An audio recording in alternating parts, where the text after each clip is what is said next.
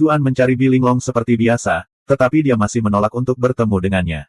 Ada begitu banyak orang di Istana Timur yang hadir, jadi dia tidak bisa membuat keributan. Dia hanya bisa pergi sambil merasa sedih. Saat itu, seorang kasim datang untuk memberitahu Zuan bahwa Yang Mulia ingin bertemu dengannya. Orang-orang dari Istana Timur iri padanya ketika mereka pertama kali melihat itu, tapi sekarang, mereka sudah terbiasa. Pria ini memang cukup disukai oleh Yang Mulia. Zuan terkejut. Apakah Kaisar menyadari sesuatu dari kunjungan saya ke Bilinglong beberapa hari terakhir ini? Dia melihat Kaisar sebagai seseorang yang harus dia kalahkan, jadi dia akan selalu merasa seolah-olah dia sedang menghadapi musuh besar setiap kali dia dipanggil ke istana. Setelah Zuan pergi, di dalam ruangan, Rongmo menatap Bilinglong yang linglung dan bertanya, "Putri Mahkota, apakah ada yang salah?" Bilinglong tersentak dari linglung dan berkata, "Bukan apa-apa. Sepertinya aku peduli apakah orang itu mati atau tidak." Sementara itu, Zuan tiba di ruang belajar kekaisaran. Ketika dia melihat Kasim Wen yang tersenyum, dia menghela nafas lega. Meskipun menggunakan ekspresi Kasim Wen untuk menentukan suasana hati Kaisar bukanlah metode yang dapat diandalkan, itu tetap membantu. "Saya menyapa Yang Mulia." Dia dengan cepat menatap Kaisar ketika dia masuk. Benar saja, itu masih wajah kuda mati yang sama. Kaisar menurunkan tugu peringatannya, bertanya, "Apakah Yunan menyusahkanmu dalam beberapa hari terakhir ini?" Zuan berkata, "Membalas Yang Mulia, klan Yu dan klan Bi memiliki beberapa perselisihan kecil, tetapi mereka tidak mencari saya." Kaisar tertawa. "Itu wajar saja. Seluruh ibu kota telah dipenuhi dengan rumor dan fitnah selama beberapa hari terakhir. Bahkan klan Yu tidak dapat menekan mereka dengan menggunakan pengaruh politik mereka. Kamu masih tidak cukup penting untuk mereka perhatikan. Berkat keagunganmu yang heroik dan brilian, atau subjek ini akan mendapat masalah." Zuan menghujani Kaisar dengan pujian. Ekspresi Kaisar semakin mereda. Dia bertanya, "Apakah Anda merasa aneh mengapa Kaisar ini tidak memilih untuk mencopot Yu Xuanchong dari jabatannya?" "Maafkan subjek ini karena lamban. Saya benar-benar tidak mengerti mengapa," kata Zuan dengan tenang. Pada saat yang sama, dia penasaran. Mengapa Kaisar memberitahunya tentang hal-hal ini sekarang? Tidak ada alasan bagi Kaisar untuk menjelaskan hal-hal ini kepada rakyatnya, bukan? Kaisar berdiri dan berjalan ke rak buku. Dia melihat ke peta besar yang tergantung di dinding dan dengan tenang berkata, "Klan Yu mengendalikan bisnis batu ki dunia, mereka memiliki pengikut di semua lapisan masyarakat. Meskipun posisi asisten rahasia kiri adalah peringkat tinggi, apakah Yu Xuanchong menempati posisi itu atau tidak akan membuat perbedaan besar." Zuan mengangguk dalam hati. Kekayaan klan Yu setara dengan kekayaan seluruh bangsa. Jika Yu Xuanzong mengundurkan diri, dia akan segera bangkit kembali. Masalah kali ini terutama mengenai Yunan. Bahkan jika mereka membuat masalah besar, Yunan akan tetap baik-baik saja, apalagi mengalahkan Yu Xuanchong. Kaisar melanjutkan, klan Yu selalu berjalan dekat dengan Raja Qi. Yang dikhawatirkan Kaisar ini bukan hanya asisten rahasia kiri yang sepele, melainkan klan Yu. Petik 2. Zuan menggigil. Kaisar sudah mulai secara bertahap menghapus sekutu Raja Qi satu persatu. Begitu Raja Qi sendirian, saat itulah Kaisar akan menyerang. Dilihat dari niat Kaisar, sepertinya dia tidak puas hanya dengan mengeluarkan klan Yu dari posisi resmi mereka, tetapi, dia mencoba untuk menjatuhkan seluruh klan Yu. Seluruh tubuhnya menggigil saat memikirkan itu. Kaisar di depannya benar-benar kejam dan tanpa ampun. Benar saja, mata Kaisar beralih ke sebidang tanah di utara. Klan Yu Cloud Center. Sesuai dengan namanya, markas utama mereka berada di Cloud Center Commandery. Itu juga tempat tambang batu ki terbesar di istana. Mereka sudah menempatinya selama bertahun-tahun, itu seharusnya sudah cukup. Zuan mengheningkan cipta untuk klan Yu. Sekarang setelah mereka menjadi sasaran Kaisar, akhir mereka sudah ditentukan. Dia tiba-tiba teringat penampilan luar biasa seseorang di kereta mereka. Dia tidak bisa tidak menyebutkan, "Yang Mulia, dari apa yang saya tahu, Nyonya Yu tampaknya adalah teman baik Anda yang terhormat." Meskipun dia tahu menyebutkan itu tidak akan melakukan apa-apa, Yu Yanluo telah membantunya sebelumnya, jadi dia tidak bisa hanya duduk di sana dan tidak melakukan apa-apa. Kaisar berbalik dan memberinya senyum ambigu, berkata, "Hubunganmu dengannya sepertinya tidak buruk. Dia bahkan mencariku demi dirimu saat itu." Zuan menggigil dalam hati. Dia dengan cepat berkata, "Itu karena saya bertindak tanpa berpikir kembali di Bright Moon City dan menyelamatkan hidupnya. Saya yakin dia hanya membalas budi." Dia tidak tahu apa yang dipikirkan Kaisar. Dia jelas tidak bisa membuatnya tampak seolah-olah mereka sedekat itu. Kaisar kemudian mengangguk lega. Bagaimanapun, Yu Yanluo telah menjadi nyala api masa lalunya. Ada begitu banyak pria yang luar biasa, namun dia tidak memilih satu pun dari mereka. Mengapa dia tertarik pada bocah biasa seperti Zuan? Dia berkata, jangan khawatir. Nyonya Yu adalah teman baik kaisar ini.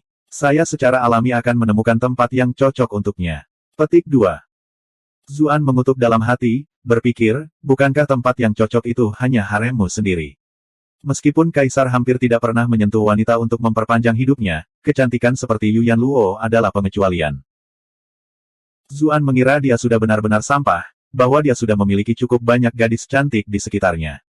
Namun, orang-orang besar di ibu kota ini dapat memiliki 20 hingga 30 istri, tetapi tetap mempertahankan citra yang bersih. Dibandingkan dengan mereka, dia sebersih bunga putih kecil. Dia tiba-tiba menjadi gugup. Mengapa kaisar memberitahunya hal-hal ini? Apakah dia memiliki misi bodoh lain untuk ditugaskan? Benar saja, kaisar berkata, kamu harus bersiap-siap. Anda akan melakukan perjalanan ke Cloud Center Commandery dalam beberapa hari. Zuan terdiam. Namun, kaisar sama sekali tidak peduli dengan perasaannya dan melanjutkan, pejabat lokal dari Komando Cloud Center telah bersama-sama menulis surat yang menyatakan bahwa Adipati Komando Cloud Center telah hilang untuk waktu yang lama. Mereka meminta pengadilan untuk mempertimbangkan kembali posisi pangkat seorang duke. Hah? Dia mencibir. Sepertinya sudah ada seseorang yang tidak sabar untuk bangkit di tempat ini. Zuan terkejut. Bukankah suami Cloud Center Duke Yu Yanluo? Orang itu mungkin saja adalah orang yang paling diberkati di dunia, tetapi sekarang, dia telah menjadi orang yang paling tidak beruntung. Dia meminta untuk menguji air, apa sebenarnya yang terjadi dengan hilangnya Cloud Center Duke. Kaisar menjawab, kukira kira-kira setahun yang lalu. Cloud Center Duke tiba-tiba menghilang dari Manor. Tidak ada yang tahu kemana dia pergi. Pada awalnya, tidak ada yang merasa aneh, karena dengan kultivasinya, tidak terlalu sulit untuk datang dan pergi dari Duke Manor. Tapi dia tidak kembali bahkan setelah waktu yang lama, jadi begitulah mereka tahu sesuatu terjadi. Apakah dia pergi ke suatu tempat, atau apakah ini sebuah plot? Zuan dengan cepat bertanya. Kaisar menggelengkan kepalanya. Setelah peristiwa itu, ketika kantor pemerintah setempat menyelidiki situasinya, mereka menemukan bahwa semuanya tampak normal. Mereka tidak dapat menemukan jejak bahaya. Pengadilan masih tidak yakin dan mengirim lebih banyak pejabat untuk menyelidiki. Namun, mereka masih tidak menemukan apapun. Petik 2. Kaisar benar-benar tenang saat berbicara, tanpa jejak kesedihan. Zuan berpikir dalam hati, sekarang Yu Yanluo tidak memiliki suami lagi, kaisar mungkin melakukan yang terbaik untuk tidak tertawa terbahak-bahak. Tetapi melalui jawaban kaisar, dia menduga bahwa hilangnya Duke Cloud Center bukanlah sesuatu yang kaisar lakukan sendiri. Kaisar kemudian melanjutkan, kamu harus pergi ke wilayah Cloud Center Duke dan mencari tahu kebenaran tentang hilangnya Duke. Selanjutnya, jangan lindungi klan Yu hanya karena Yu Yanluo, atau aku tidak akan melepaskanmu. Apakah kamu mengerti? Zuan segera mengerti apa yang dikatakan kaisar. Terlepas dari apa alasan hilangnya misterius itu, klan Yu harus disalahkan. Kaisar akan menggunakan kesempatan ini untuk berurusan dengan seluruh klan Yu sekaligus. Karena itu, dia berkata dengan hormat, subjek ini secara alami bersedia berbagi beban yang mulia, tetapi luka saya dari penjara bawah tanah terakhir kali tidak ringan. Saya belum bisa pulih sepenuhnya. Selanjutnya, saya memecahkan kasus pembunuhan selir Raja Qi dan bahkan menjatuhkan Yunan. Demi menyelesaikan misi yang mulia secepat mungkin, saya harus menghabiskan banyak pemikiran. Sekarang, kondisi mental saya cukup lemah, dan kepala saya sakit setiap kali saya mencoba untuk berpikir. Tubuhku terlalu lemah, dan itu mungkin mempengaruhi rencana besar yang mulia. Itu sebabnya saya meminta yang mulia untuk menemukan seseorang yang lebih berkualitas daripada saya. Petik 2. Apakah kamu bercanda? Memangnya kaisar pikir aku ini siapa? Bahkan jika Anda akan mempekerjakan seseorang untuk bekerja dari jam 9 hingga 9, 6 hari seminggu, Anda tetap harus membayarnya, bukan? Tapi lihat aku. Anda menggunakan setiap kesempatan untuk mengintimidasi dan menggertak saya. Saya bukan masokis, mengapa saya harus mengundurkan diri untuk ini? Tentu saja, sekarang bukan waktunya untuk benar-benar memutuskan hubungan dengan kaisar. Dia mengemukakan kontribusinya baru-baru ini, yang tidak hanya menggambarkan kerja kerasnya, tetapi juga membuktikan nilainya. Selama kaisar masih berguna baginya, maka dia belum bisa membuang Zuan. Ini semua adalah hal yang dia pelajari dari rubah tua Sang Hong dari kunjungannya ke klan Sang selama beberapa hari terakhir. Mereka adalah keterampilan penting jika seseorang ingin bertahan hidup di antara lingkaran politik. Mata kaisar menyipit ketika dia mendengar kata-kata itu. Dia merasa sedikit marah. Belum lama sejak kecil ini datang ke ibu kota, namun dia sudah belajar bagaimana bernegosiasi dengannya seperti rubah tua lainnya di pengadilan. Dia tidak menyukai Zuan sejak awal, jadi dia merasa semakin marah. Dia merasa seolah-olah dia diprovokasi entah bagaimana. Anda telah berhasil mengendalikan Zhao Han untuk plus 444 plus 444 plus 444. Zuan juga gugup saat melihat poin rage yang masuk. Dia memiliki keyakinan bahwa Kaisar tidak akan menjadi bermusuhan saat itu juga, karena dia adalah penguasa yang matang, tetapi itu tidak dijamin. Bagaimana jika Kaisar benar-benar menjadi gila? Beberapa saat kemudian, Kaisar dengan tenang berkata, subjek saya memang telah bekerja keras selama periode ini. Saya akan memesan Kasim Wen untuk mendapatkan obat-obatan yang memulihkan semangat dari rumah sakit kekaisaran untuk Anda. Anda dapat perlahan pulih dalam perjalanan ke Cloud Center Commandery. Selain itu, saya perhatikan bahwa Anda tampaknya tidak terlalu menyukai gelar Viscount Anda saat ini, jadi setelah Anda menyelesaikan tugas Cloud Center Commandery, saya akan menaikkan peringkat bangsawan Anda ke level lain. Terima kasih, Yang Mulia. Subjek ini akan melakukan yang terbaik, jawab Zuan. Di zaman ini, naik pangkat bangsawan lebih sulit daripada naik pangkat resmi. Karena Kaisar sudah mengatakan itu, Zuan tahu kapan harus berhenti saat dia di depan. Jika dia terus mendorong masalah ini, dia mungkin tidak dapat meninggalkan tempat ini hidup-hidup hari ini. Lebih jauh lagi, dia benar-benar ingin menyingkirkan gelar Viscount topi hijau sialan itu. Bab 942, sesuatu terjadi. Kaisar merasa sedikit lebih tenang ketika melihat penampilan hormat Zuan. Dia berpikir sebentar dan berkata, gunakan beberapa hari ke depan ini untuk membuat beberapa persiapan. Setelah Anda siap, Kaisar ini akan mengirim utusan kekaisaran ke Cloud Center Commandery sehingga Anda dapat memanfaatkan sepenuhnya kemampuan investigasi Anda. Zuan sebenarnya tidak keberatan bahwa akan ada utusan lain.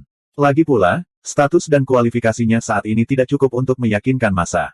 Dia harus menyelidiki kasus Sang Duke juga, jadi semua pejabat yang akan dihubunginya akan berstatus tinggi.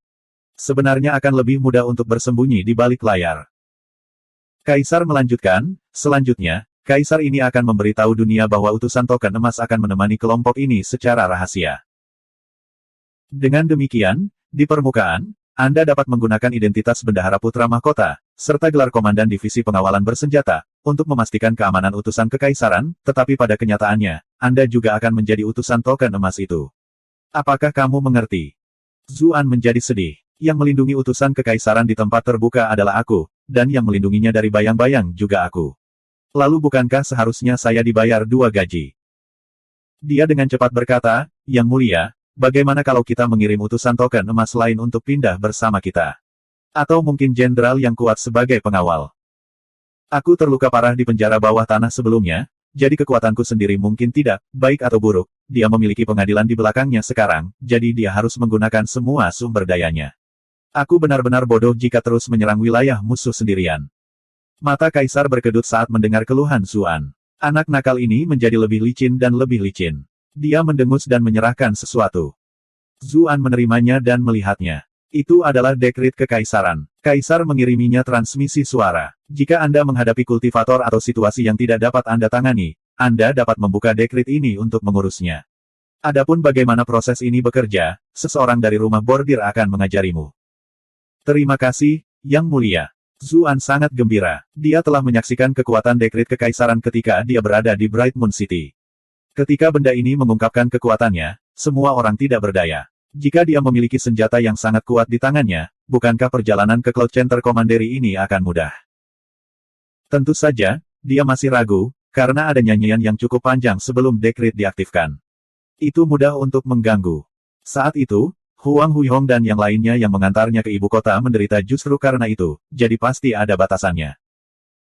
Dia tiba-tiba memikirkan sesuatu dan bertanya dengan hati-hati, apakah Yang Mulia sudah memilih calon utusan kekaisaran? Saya belum, Kaisar mengungkapkan sedikit kelelahan. Masalah ini sangat penting, jadi dia harus mempertimbangkannya dari beberapa arah yang berbeda. Yang pertama adalah dia jelas tidak bisa menggunakan siapapun dari faksi Raja Qi. Lebih jauh lagi, bahkan orang-orang dari pihaknya sendiri tidak dijamin setia. Bagaimanapun, semua klan besar terhubung dengan cara yang rumit. Dua klan mungkin bermusuhan dalam hal pandangan politik, tetapi mungkin ada beberapa individu di dalam mereka yang berteman dekat, dan bahkan beberapa yang sudah menikah. Itulah mengapa tidak mudah untuk memilih kandidat yang tepat sama sekali. Dia tiba-tiba menatap Zuan dengan waspada dan bertanya, mengapa kamu bertanya tentang ini? Apakah Anda memiliki seseorang untuk dicalonkan? Petik 2. Subjek ini memang memiliki seseorang yang ingin saya nominasikan, kata Zuan. Bicaralah, kata Kaisar acuh tak acuh. Zuan berkata, Wakil Menteri Keuangan Sir Sang Hong tidak terlibat dalam politik dan tetap mengabdi pada Yang Mulia. Dia juga subjek yang mumpuni. Saya yakin dia adalah kandidat yang cocok. Mata Kaisar menyipit. Sang Hong juga salah satu kandidat yang dia pertimbangkan. Namun, ada perbedaan besar antara pilihannya sendiri dan seseorang yang direkomendasikan subjeknya. Dia menjawab dengan dingin, apa, jadi kamu sudah belajar bagaimana membuat sekutu sekarang? Saya mendengar Anda dan orang-orang klan Sang cukup dekat. Petik 2. Subjekmu dalam ketakutan. Saya sama sekali tidak memiliki niat egois ketika saya menominasikan Tuan Sang. Seru Zuan. Namun, dia melanjutkan, tidak, sebenarnya, saya memiliki beberapa motif egois. Misi di Cloud Center Commandery ini terlalu penting, dan hilangnya Sang Duke penuh dengan kecurigaan. Jika semuanya berjalan seperti yang saya harapkan, pasti akan ada konspirasi besar yang terlibat. Dalang di balik layar akan khawatir dan bermasalah, dan bahkan mungkin menyerang karena putus asa. Jika saya memiliki babi sekutu sebagai utusan kekaisaran, itu hanya akan menempatkan saya dalam bahaya. Itu sebabnya saya jelas berharap bahwa orang yang akan ikut dengan saya adalah seseorang yang mampu. Ada banyak orang yang mampu di ibu kota, tapi aku telah menyinggung beberapa orang saat melakukan kasusku di ibu kota. Pada akhirnya, satu-satunya yang bisa kupikirkan adalah Tuan Sang. Meskipun dulu ada dendam di antara kita saat itu, aku percaya karakternya. Dia tidak akan pernah membiarkan perasaan pribadinya bercampur dengan situasi yang lebih besar.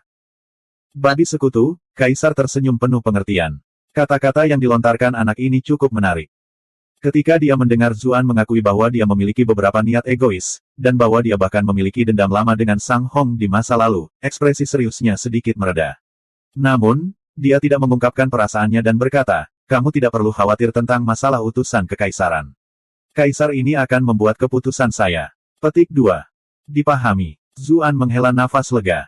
Ketika dia mendengar jawabannya, dia menyadari bahwa Sang Hong mungkin sudah menjadi orang yang akan dipilih. Pencalonannya tidak sia-sia. Ketika dia meninggalkan ruang belajar kekaisaran, Kasim Wen membawanya ke rumah sakit kekaisaran. Dia menyuruh staf mengeluarkan beberapa bahan obat penambah semangat sambil berkata dengan kekaguman, Tuan Zhu, saya belum pernah melihat orang yang telah menerima begitu banyak bantuan dari Kaisar selama bertahun-tahun saya melayani Yang Mulia. Kebaikan Kaisar sangat luas dan perkasa, Zuan menjawab sambil tersenyum, tapi dia sangat tenang di dalam. Bukankah semua manfaat ini hanya ada karena Kaisar masih membutuhkannya untuk mengurus lebih banyak hal? Selanjutnya, dia harus mencari tahu semua detailnya sendiri setiap saat. Tetapi dia masih sangat senang, karena dia melihat bahwa sebenarnya ada akar bangau di antara obat-obatan yang diberikan rumah sakit kepadanya. Itu adalah salah satu bahan utama yang dibutuhkan untuk memperbaiki pil kondensasi Qi. Setelah mengucapkan selamat tinggal pada Kasim Wen, Zuan kembali ke Istana Timur. Bilinglong masih menolak untuk bertemu dengannya, jadi jelas bahwa dia masih kesal tentang hari itu. Setelah beberapa keraguan, dia memutuskan untuk tidak memberitahunya bahwa dia akan pergi ke Cloud Center Commandery. Mungkin akan lebih efektif jika dia memberitahunya beberapa hari kemudian. Melakukan perjalanan kembali ke sana hanya untuk memberitahu dia bahwa dia telah berhasil keluar dari ruang belajar kekaisaran dengan selamat. Dia kemudian menemukan kesempatan untuk meninggalkan istana. Dia tidak kembali ke istananya sendiri, melainkan memilih untuk pergi ke klan Sang. Sang Hong menghela nafas dengan takjub ketika dia mendengar tentang semua yang telah terjadi di ruang belajar kekaisaran, berkata, kamu benar-benar membuat langkah berisiko kembali ke sana. Zuan tetap benar-benar tenang saat dia menjawab, paman yang terhormat tidak akan terus mengundurkan diri dari jabatan utama, kan? Perjalanan Cloud Center Commandery ini adalah kesempatan yang bagus.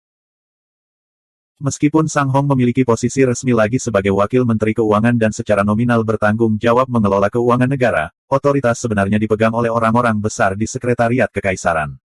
Dia tidak lebih dari orang yang melaksanakan niat mereka. Dengan kata lain, dia mengurus semua hal yang melelahkan dan sepele, sementara kontribusinya diberikan kepada orang lain. Juniorku yang berharga telah memberiku hadiah yang bagus. Sang Hong cukup tersentuh. Meskipun dia menyukai Zuan, dia tidak menyangka akan mendapatkan balasan secepat ini. Tapi kamu benar-benar harus mengambil risiko besar kali ini. Sang Qin juga linglung saat dia melihat Zuan. Saat itu, ketika klan Sang disukai Kaisar, ada orang yang menyanjung mereka di mana-mana. Namun, ketika sesuatu akhirnya terjadi pada klan Sang, dia kemudian menyaksikan apa itu kemunafikan sebenarnya. Dia akhirnya mengerti mengapa ayahnya membuat pilihan untuk bersekutu dengan Zuan. Itu memang keputusan yang bijaksana. Zuan berkata sambil tertawa, paman yang terhormat terlalu sopan. Meskipun saya harus mengambil beberapa risiko, Yang Mulia lebih peduli dengan situasi klan Yu sekarang, jadi tentu saja dia akan memilih yang benar-benar mampu untuk tugas ini. Itu sebabnya itu hanya terlihat berbahaya. Petik 2. Sang Qin merasakan kekaguman yang luar biasa saat dia mendengarkan dari samping. Zuan masih sedikit tidak berpengalaman dengan lingkaran politik belum lama ini, namun setelah menerima beberapa petunjuk dari ayahnya, Zuan telah belajar menjadi seperti rubah tua yang telah berada di lingkaran itu selama beberapa dekade. Bakat seperti itu benar-benar patut ditiru. Tapi masalah Cloud Center Commandery ini sepertinya tidak sederhana sama sekali, mereka sampai pada kesimpulan bulat setelah mengobrol sebentar. Tentu saja, justru karena itu bukan tugas yang mudah sehingga mereka memiliki sesuatu untuk dikerjakan. Mereka percaya bahwa dengan kemampuan mereka, mereka harus bisa mengurus masalah ini. Itu sebabnya mereka juga tidak terlalu khawatir. Saat Sang Hong mengobrol dengan Zuan lebih lama, dia memperhatikan bahwa Zuan melihat dari sisi ke sisi selama percakapan mereka. Dia kemudian berkata kepada Sang Qin, "Qiner, bawalah Ah Zu untuk menemui adik iparmu. Dia berpengalaman dan berpengetahuan, jadi dia mungkin punya solusi." Sang Qin tidak lagi berkonflik tentang masalah ini seperti sebelumnya. Dia dengan senang hati setuju. Dalam perjalanan ke sana, Zuan bertanya dengan tergesa-gesa, Qin, apakah sesuatu terjadi pada adik iparmu?" Sang Qin tersipu. Meskipun dia sudah lama mengenal Zuan, dia tidak terbiasa dengan bentuk sapaan yang begitu familiar. "Kami tidak tahu kenapa, tapi kakak ipar terus mengalami mimpi buruk. Pikirannya semakin putus asa, dan tubuhnya semakin kurus. Kami telah mengundang banyak dokter untuk memeriksanya, tetapi tidak satu pun dari mereka yang dapat menemukan alasan untuk gejalanya." Zuan melompat ketakutan. Bagaimanapun, tubuh para pembudidaya jauh lebih baik daripada orang biasa. Mereka biasanya tidak pernah sakit, jadi jika mereka sakit, itu masalah besar. Lebih jauh lagi, jika bahkan para dokter itu tidak dapat mengetahui apa yang sedang terjadi, surga tahu bencana macam apa itu. Dia mempercepat, akhirnya berjalan lebih cepat dari Sang Qin. Dia bergegas masuk dan mendorong pintu Zeng dan hingga terbuka. Ekspresi Sang Qin menjadi kaku. Dilihat dari seberapa akrab Zuan dengan jalan di sana, dia mungkin sering pergi ke sana. Ketika Zuan mendorong pintu hingga terbuka, dia melihat Zeng dan sedang duduk di kursi dengan linglung. Dia selalu menawan dan cantik sebelumnya, tetapi sekarang, dia agak lemah dan pucat. Bahkan pipinya yang kemerahan sekarang tampak agak pucat. Zeng dan tanpa sadar berbalik. Matanya yang awalnya tanpa ekspresi meledak dengan sukacita. Ah Su. Bab 943, Mimpi Buruk. Zeng dan secara naluriah mencoba berdiri, tetapi dia tiba-tiba merasa pusing. Tubuhnya bergoyang-goyang, seolah-olah dia akan jatuh. Zuan dengan cepat bergerak untuk mendukungnya dan bertanya, "Ada apa?" Dia adalah seorang kultivator peringkat ke-6, serta mantan bos geng wanita. Kapan dia pernah melihatnya bertindak begitu lemah sebelumnya? "Aku baik-baik saja, aku hanya bangun sedikit terlalu cepat." Zeng dan bersandar padanya dan memaksakan senyum. Ekspresi Sang Qin aneh. Keduanya begitu akrab dan alami satu sama lain. "Apakah kalian berdua benar-benar mengabaikan keberadaanku sekarang?" Tapi dia juga khawatir tentang tubuh Zeng dan, jadi dia tidak bisa diganggu dengan hal-hal lain. "Kenapa tubuhmu sangat lemah?" Zuan mengerutkan kening. Pada saat yang sama, dia menekan tangannya ke titik nadinya. Meskipun dia bukan seorang dokter, para pembudidaya sangat akrab dengan tubuh manusia. Dia mengirimkan seutas aura untuk memeriksa tubuh Zeng Dan. Zeng Dan merasakan sesuatu juga, tetapi karena hubungan mereka, dia tidak menolaknya, membiarkan energinya memasukinya. "Saya juga tidak tahu. Mungkin karena saya belum bisa tidur nyenyak baru-baru ini." Zeng Dan mempertahankan senyumnya yang dipaksakan, tetapi kulitnya sangat pucat. "Kamu tidak bisa tidur." Zuan mengerutkan kening. Tubuh pembudidaya jauh lebih tangguh daripada orang biasa. Tidak masalah bahkan jika mereka tidak tidur terlalu lama, jadi mengapa dia menjadi sangat lemah? Pemeriksaan kasarnya mengatakan kepadanya bahwa selain tubuhnya yang agak lemah, tidak ada yang salah. Sayang sekali Ji Dengtu dan Xiaoxi tidak ada di sini, jika tidak, mereka akan dapat secara akurat membedakan apa yang salah. Dia bahkan bertanya-tanya apakah dia bisa mengundang beberapa tabib kekaisaran untuk datang dan melihatnya. Tabib kekaisaran tidak selalu tinggal di istana, mereka juga tertukar. Saat berada di rumah, para bangsawan dan menteri sering kali membayar mereka dalam jumlah yang besar dan kuat agar mereka memperlakukan orang-orang mereka. Dengan statusnya saat ini, seharusnya tidak terlalu sulit untuk mengundang seorang tabib kekaisaran. Sang Qin angkat bicara dan berkata, kami telah mengundang dokter terkenal di ibu kota untuk memeriksanya, dan kami bahkan mengundang seseorang dari rumah sakit kekaisaran, tetapi mereka semua mengatakan bahwa tidak ada yang salah dengan saudari ipar. Tubuh hukum, dan dia hanya perlu istirahat. Mereka meresepkan beberapa obat penenang, tetapi tidak ada yang membantu. Zuan bahkan lebih terkejut ketika mendengar bahwa mereka telah mengundang tabib kekaisaran. Bahkan tabib kekaisaran pun tidak dapat mendiagnosis apa yang salah dengan tubuh Zheng Dan. Setelah ragu-ragu, Sang Qin berkata, ada beberapa dokter yang menyarankan bahwa kondisi fisik kakak ipar baik-baik saja, tetapi mungkin dia memiliki sesuatu yang mengganggu pikirannya. Dia berbicara dengan sangat bijaksana. Sebenarnya, mereka mengatakan bahwa Zheng Dan tidak sakit, dan jika dia tidak berpura-pura, dia memiliki beberapa masalah mental. Dia segera mengingat hubungan Zheng Dan Zuan. Bagaimanapun, ayahnya telah menolak sarannya untuk membiarkan Zheng Dan meninggalkan klan Sang. Dia dan ayahnya sama-sama khawatir bahwa itulah alasan penyakit Zheng Dan. Omong kosong. Dokter-dokter itu tidak memiliki kemampuan untuk menemukan akar penyakitnya dan hanya bingung dengan alasan yang tidak masuk akal ini. Zuan sangat marah dan mengkritik para dokter. Senyum muncul di wajah Zheng Dan. Lagi pula, dia sendiri tidak asing dengan seni. Dia secara alami merasakan kecurigaan klan Sang terhadapnya. Ah Zu yang paling mengerti aku. Sang Qin juga menjadi sedikit malu. Dia hanya bisa menjelaskan, kami secara pribadi menyaksikan kondisi adik ipar semakin memburuk, tubuhnya menjadi semakin lemah. Kami juga khawatir. Itu sebabnya kami ingin melihat apakah Anda memiliki cara untuk membantunya. Zuan dengan cepat menatap Zheng Dan bertanya, apakah ada yang salah selain tubuhmu yang lemah? Saya rasa tidak. Saya tidak bisa tidur di malam hari, dan jika saya mencobanya, saya mengalami mimpi buruk, jawab Zheng Dan. Mimpi buruk macam apa? Zuan bertanya. Mimpi buruk adalah mimpi buruk, oke. Yang saya tahu adalah mereka menakutkan. Pipi pucat Zheng Dan memerah. Dia sering bermimpi tentang terkunci dalam gairah dengan Zuan, tetapi kemudian Sang Hong dan Sang Qin akan menerobos masuk. Kemudian, dia dan Zuan akan diseret ke jalan untuk dikritik dan dikucilkan di depan umum. Tapi bagaimana dia bisa mengatakan itu di depan Sang Qin? Zuan bertanya dengan cara yang berbeda, sudah berapa lama masalah ini berlangsung? Saya pikir itu dimulai sekitar setengah bulan yang lalu. Zheng Dan mencoba mengingat, tetapi dia menguap beberapa kali berturut-turut, jelas merasa sangat lelah. Setengah bulan yang lalu, aku ingat terakhir kali, Zuan menatap Sang Qin. Setelah jeda, dia berkata, saya tidak ingat ini menjadi masalah terakhir kali saya berkunjung. Zheng Dan menjawab, sudah ada saat-saat ketika saya terbangun di tengah malam, tapi itu belum terlalu serius. Tapi belakangan ini semakin parah. Dia terdengar sangat khawatir. Bagaimanapun, dia masih muda, dan ada begitu banyak hal indah yang tersisa untuk dialami di dunia ini. Dia tidak ingin mati lebih awal begitu saja. Lalu apakah sesuatu yang istimewa terjadi setengah bulan yang lalu? Apakah Anda bertemu seseorang yang istimewa? Atau mungkin Anda melakukan kontak dengan sesuatu yang berbeda? Zuan bahkan mulai bertanya-tanya apakah dia telah melakukan kontak dengan sesuatu yang radioaktif.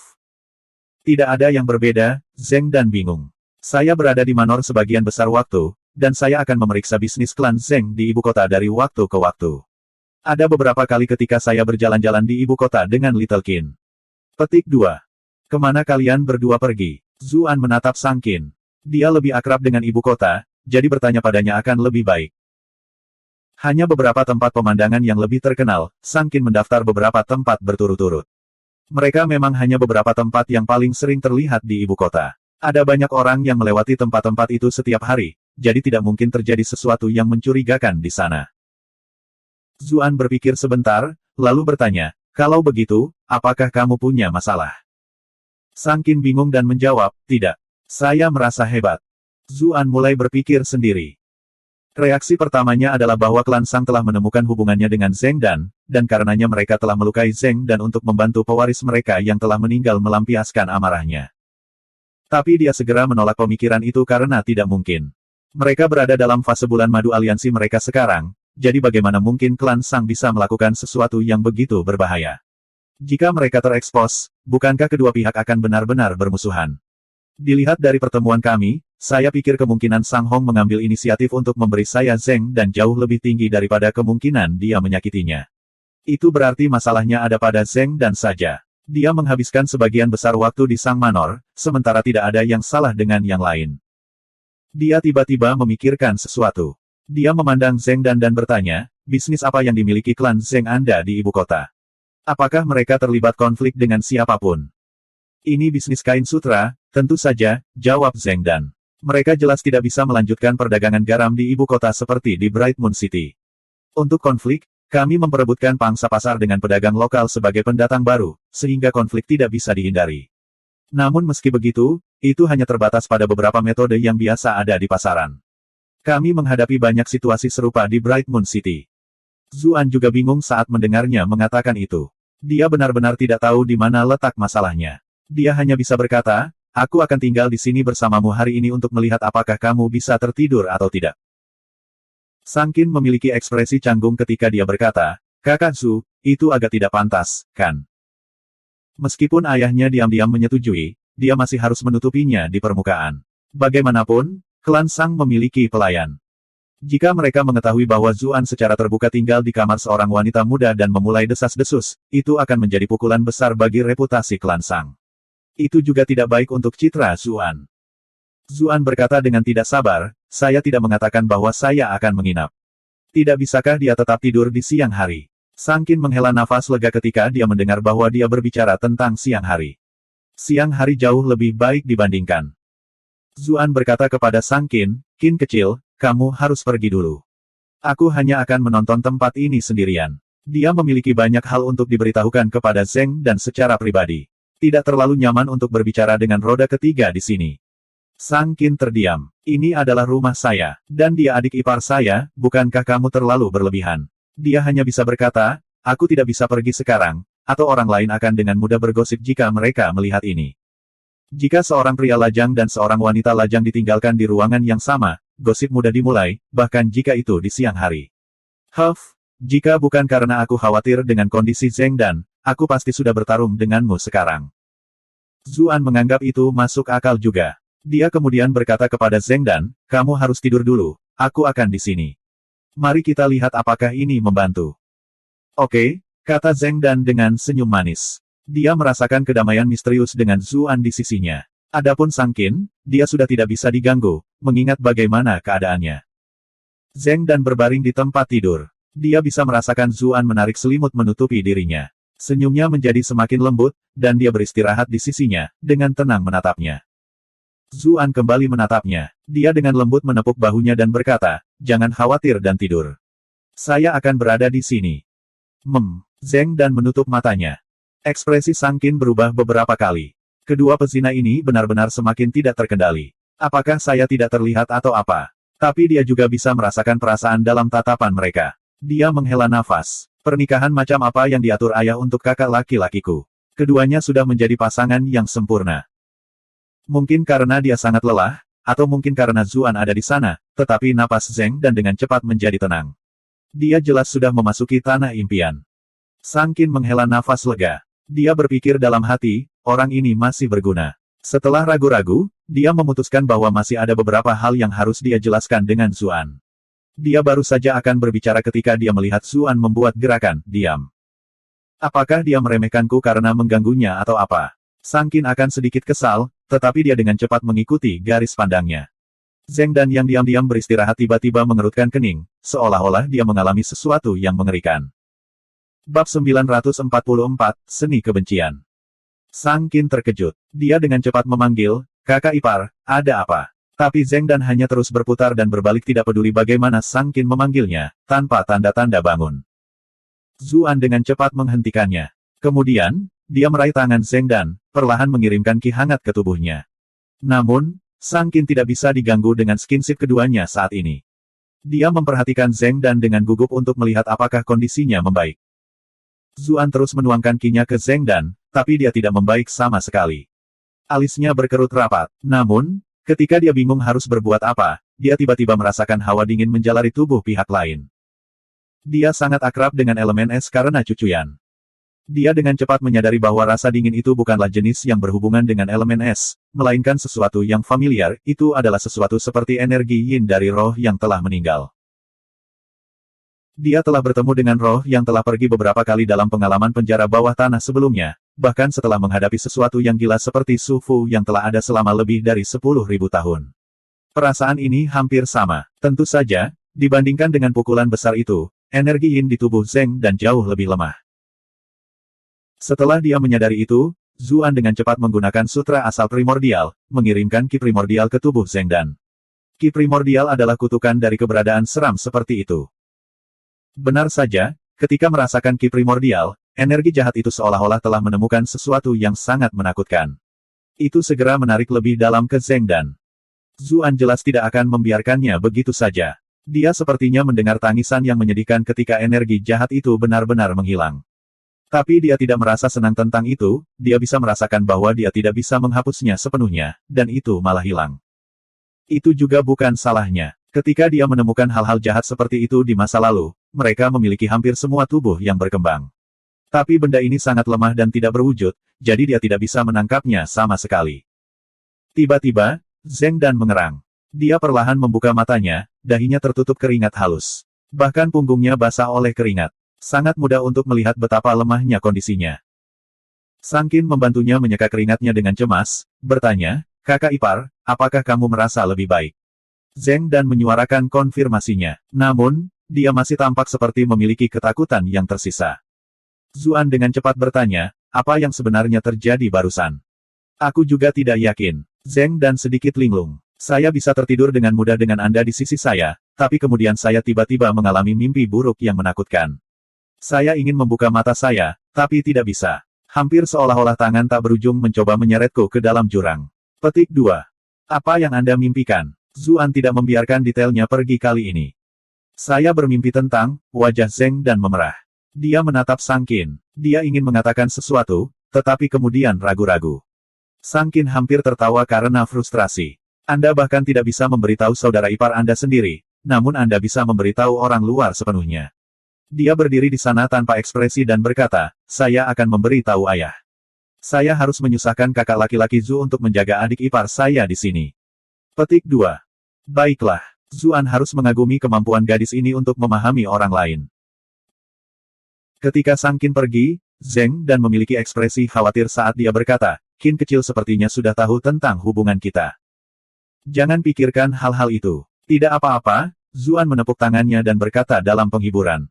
Dia sebenarnya sudah menebak hal-hal tertentu juga, tetapi ada banyak hal yang akan hancur jika seseorang benar-benar membicarakannya. Dia bertanya, "Cepat dan katakan padaku, tentang apa mimpi buruk itu?" Wajah Zheng Dan memerah. Dia cemberut dan berkata, "Tentu saja, ini tentang hubungan kami yang ketahuan. Kemudian, kami dimasukkan ke dalam sangkar dan dibawa ke depan umum untuk dicaci maki. Bahkan klan Zheng akhirnya menderita karenanya." Zuan terdiam. Dia akhirnya bertanya, "Apakah ada semacam roh jahat dalam mimpi burukmu?" "Bagaimana kamu tahu?" Zheng Dan berteriak ketakutan. "Ada saat-saat ketika kami akhirnya berhasil keluar dari kandang, tetapi semua orang di sekitar kami berubah menjadi hantu dan mengejar kami." Zuan berpikir, tidak heran. "Lalu mengapa kamu tidak memberitahu kami sebelumnya?" Zheng Dan berkata dengan malu, "Bagaimana saya bisa mengatakan hal ini kepada Qin kecil? Juga, aku selalu berpikir bahwa hal-hal seperti hantu itu konyol, jadi tidak banyak yang bisa dibicarakan." "Tapi kemungkinan besar disitulah masalahnya," kata Zuan dengan ekspresi serius. Saat itu, suara langkah kaki datang dari luar. Sang Hong juga datang. Karena itu, Zheng Dan dengan cepat melepaskan diri dari pelukan Zuan. Bagaimanapun, dia adalah menantu klan Sang saat ini, jadi dia setidaknya harus menjaga penampilan dasar. "Ah Su, apa yang terjadi?" Sang Hong tidak masuk ke dalam untuk menghindari kecurigaan, malah tetap berada di luar. Zuan agak malu juga pada saat itu. Dia memberi isyarat agar Zheng Dan keluar, lalu memberi mereka ringkasan kasar tentang apa yang baru saja terjadi. Sang Hong terkejut ketika dia mendengar apa yang dikatakan Zuan. Kedengarannya seperti karya seni kebencian. Seni kebencian. Zuan belum pernah mendengar istilah itu sebelumnya. Sang Hong menjelaskan, itu adalah semacam praktik korupsi yang dapat menghambat seseorang atau objek melalui kutukan. Zuan tiba-tiba mengerti. Itu mirip dengan sihir yang dia tahu dari dunia masa lalunya. Teknik ini sangat jahat. Mereka dulu sering muncul dalam perjuangan kamar harem untuk mendapatkan bantuan. Para selir melakukan segala macam kejahatan. Belakangan, teknik itu dilarang keras oleh pengadilan. Semua orang dan hal-hal yang berhubungan dengan seni kebencian ini dihancurkan tanpa kecuali. Itulah mengapa seni kebencian ini sudah lama tidak terlihat di ibu kota. Mengapa mereka muncul lagi sekarang? Sang Hong melanjutkan, terlihat serius. "Lalu apakah ada obatnya?" Zuan bertanya dengan mendesak. Sang Hong menggelengkan kepalanya setelah ragu-ragu. Mereka sudah pergi begitu lama, jadi jumlah yang tahu tentang mereka sedikit, apalagi yang tahu cara merawatnya. Ibu kota adalah tempat yang penuh dengan bakat terpendam, jadi mungkin ada seseorang yang tahu obatnya, tapi itu adalah keterampilan terlarang. Karena takut akan hukuman pengadilan, mereka tidak akan berani mengakuinya bahkan jika mereka tahu obatnya. Setelah mendengar apa yang dikatakan Sang Hong, Zuan berpikir situasinya mungkin agak sulit saat itu. Dia bertanya-tanya apakah ada orang di Royal Academy yang tahu tentang hal-hal seperti itu. Berdasarkan persahabatannya dengan mereka, dia percaya bahwa mereka akan membantunya dengan bantuan ini. Ngomong-ngomong, prinsip macam apa yang mendasari seni kebencian ini? Apakah Castor membutuhkan bagian dari tubuh target atau objek pribadi? Zuan bertanya. Kutukan dari dunia sebelumnya semua membutuhkan hal-hal seperti bulu mata, kuku, informasi astrologi, atau barang-barang pribadi yang telah mereka simpan untuk waktu yang lama. Jika seni kebencian ini bekerja dengan cara yang sama, akan lebih mudah untuk menemukan pelakunya. Tidak perlu untuk hal-hal itu. Biasanya, mereka yang mempraktikkan seni kebencian menyimpan beberapa benda kecil seperti hantu untuk digunakan untuk menyakiti orang lain. Pengetahuan Sang Hong sangat luas. Dia dengan cepat menjelaskan, ada desas-desus bahwa seni kebencian berasal dari ras iblis. Ras iblis memiliki makhluk kuat yang bahkan bisa membunuh melalui mimpi. Balapan iblis. Zuan memikirkan sesuatu. Dia tiba-tiba teringat wanita dari undangan Scarlet dan berkata, saya punya ide tentang bagaimana menyelesaikan masalah ini. Sang Hong dan putrinya menatapnya dengan kaget. Mereka tidak mengerti solusi seperti apa yang dia miliki. Zuan berkata, Danda. Ahem, Nona Zeng sebaiknya menggunakan kesempatan ini untuk beristirahat. Saya sangat takut pada makhluk jahat itu, jadi saya tidak percaya itu akan kembali untuk beberapa waktu. Aku akan keluar sebentar. Zeng dan menggigit bibirnya dan mengangguk.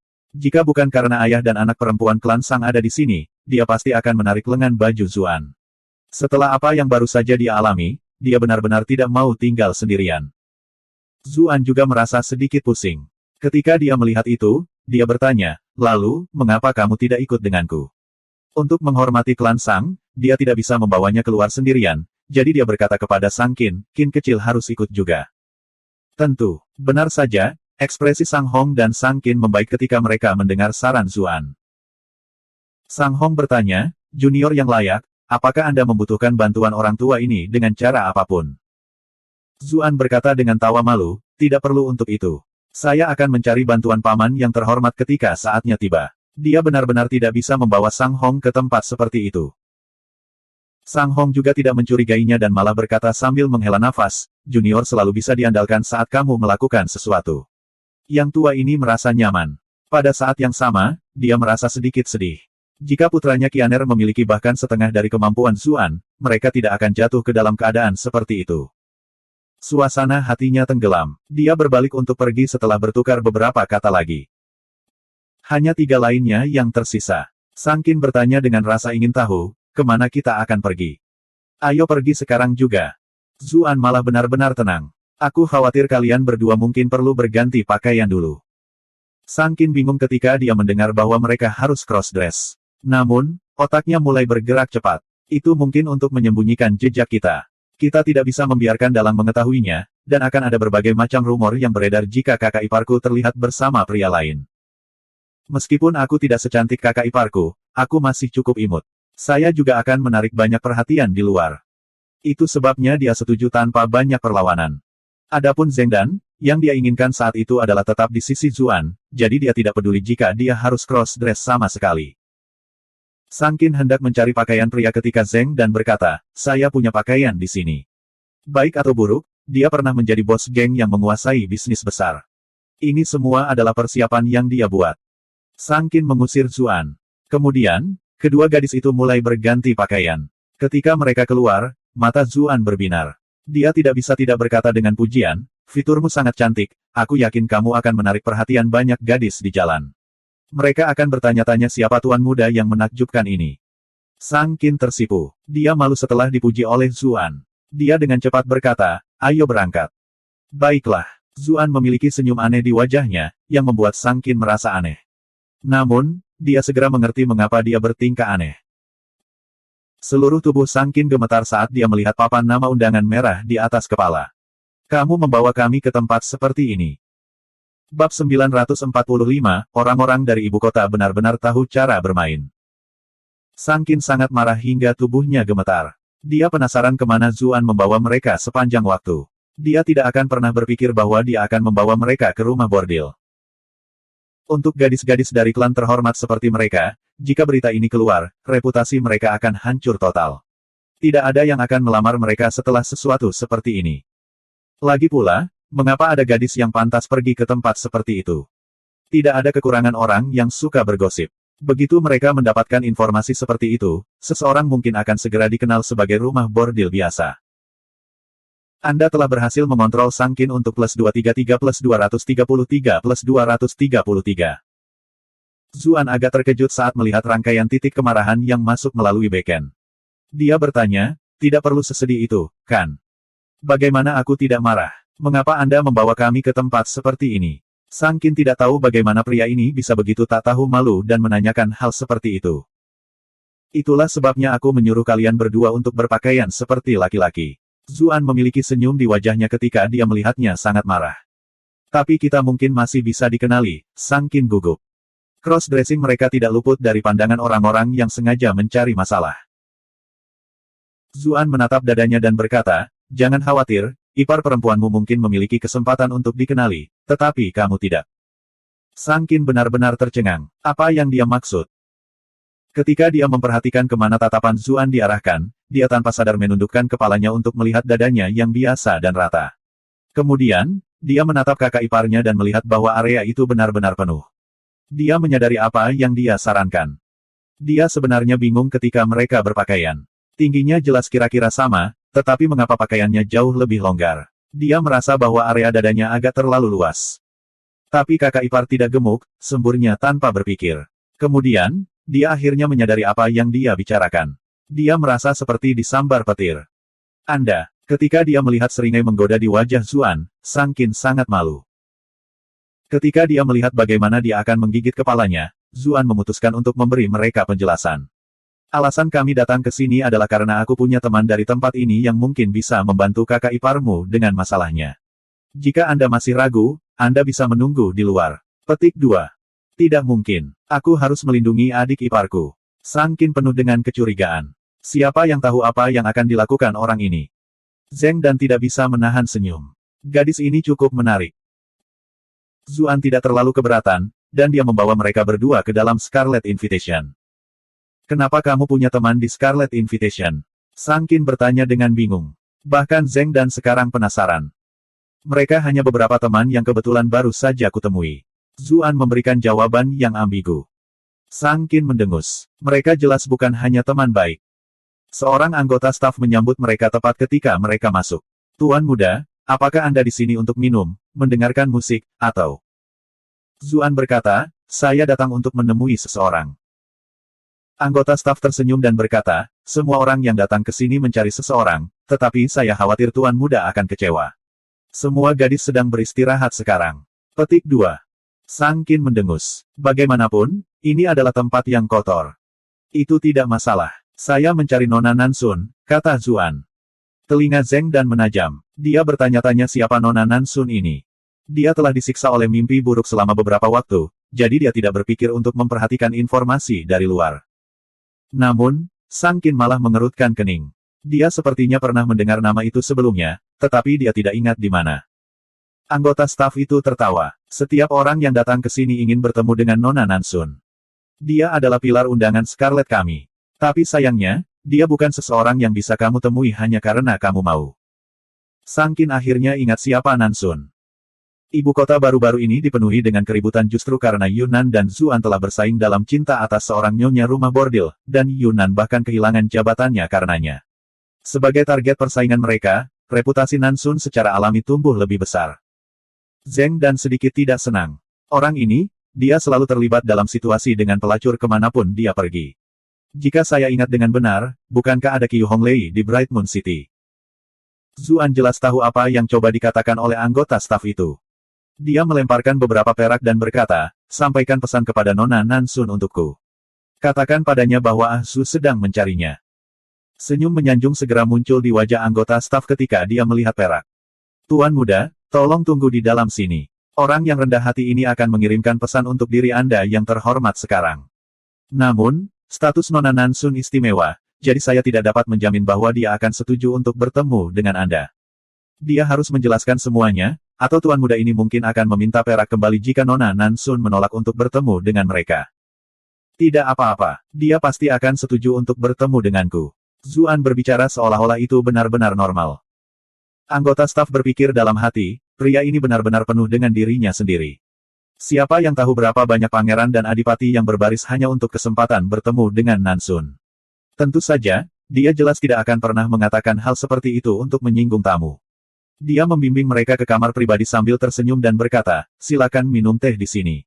Saya akan segera kembali. Dia dengan cepat bergegas ke halaman Nansun sesudahnya. Pada saat yang sama, dia agak bingung. Dua tamu di sebelah tamu itu agak terlalu tampan. Sebagai seseorang yang bekerja di tempat seperti ini, matanya tajam. Dia tidak terlalu yakin tentang yang lebih kurus, tapi yang satunya pasti seorang wanita. Cek tes, tuan muda dari ibu kota ini benar-benar tahu cara bersenang-senang. Mereka bahkan membawa wanita mereka sendiri untuk bermain bersama. Anggota staf ini memiliki ekspresi iri di wajahnya. Ini bukan pertama kalinya dia melihat sesuatu seperti itu, jadi dia secara alami tidak menganggapnya aneh. Dia tiba di halaman kecil segera sesudahnya. Dengan status Nansun, dia secara alami memiliki kualifikasi untuk memiliki halamannya sendiri. Namun, pelayan di halaman segera menolak ketika dia mendengar laporannya. Pergi, pergi, pergi dari sini. Menurutmu siapa nona muda kita? Apa menurutmu dia akan bertemu dengan sembarang orang? Anggota staf tidak menemukan tanggapan yang mengejutkan sama sekali.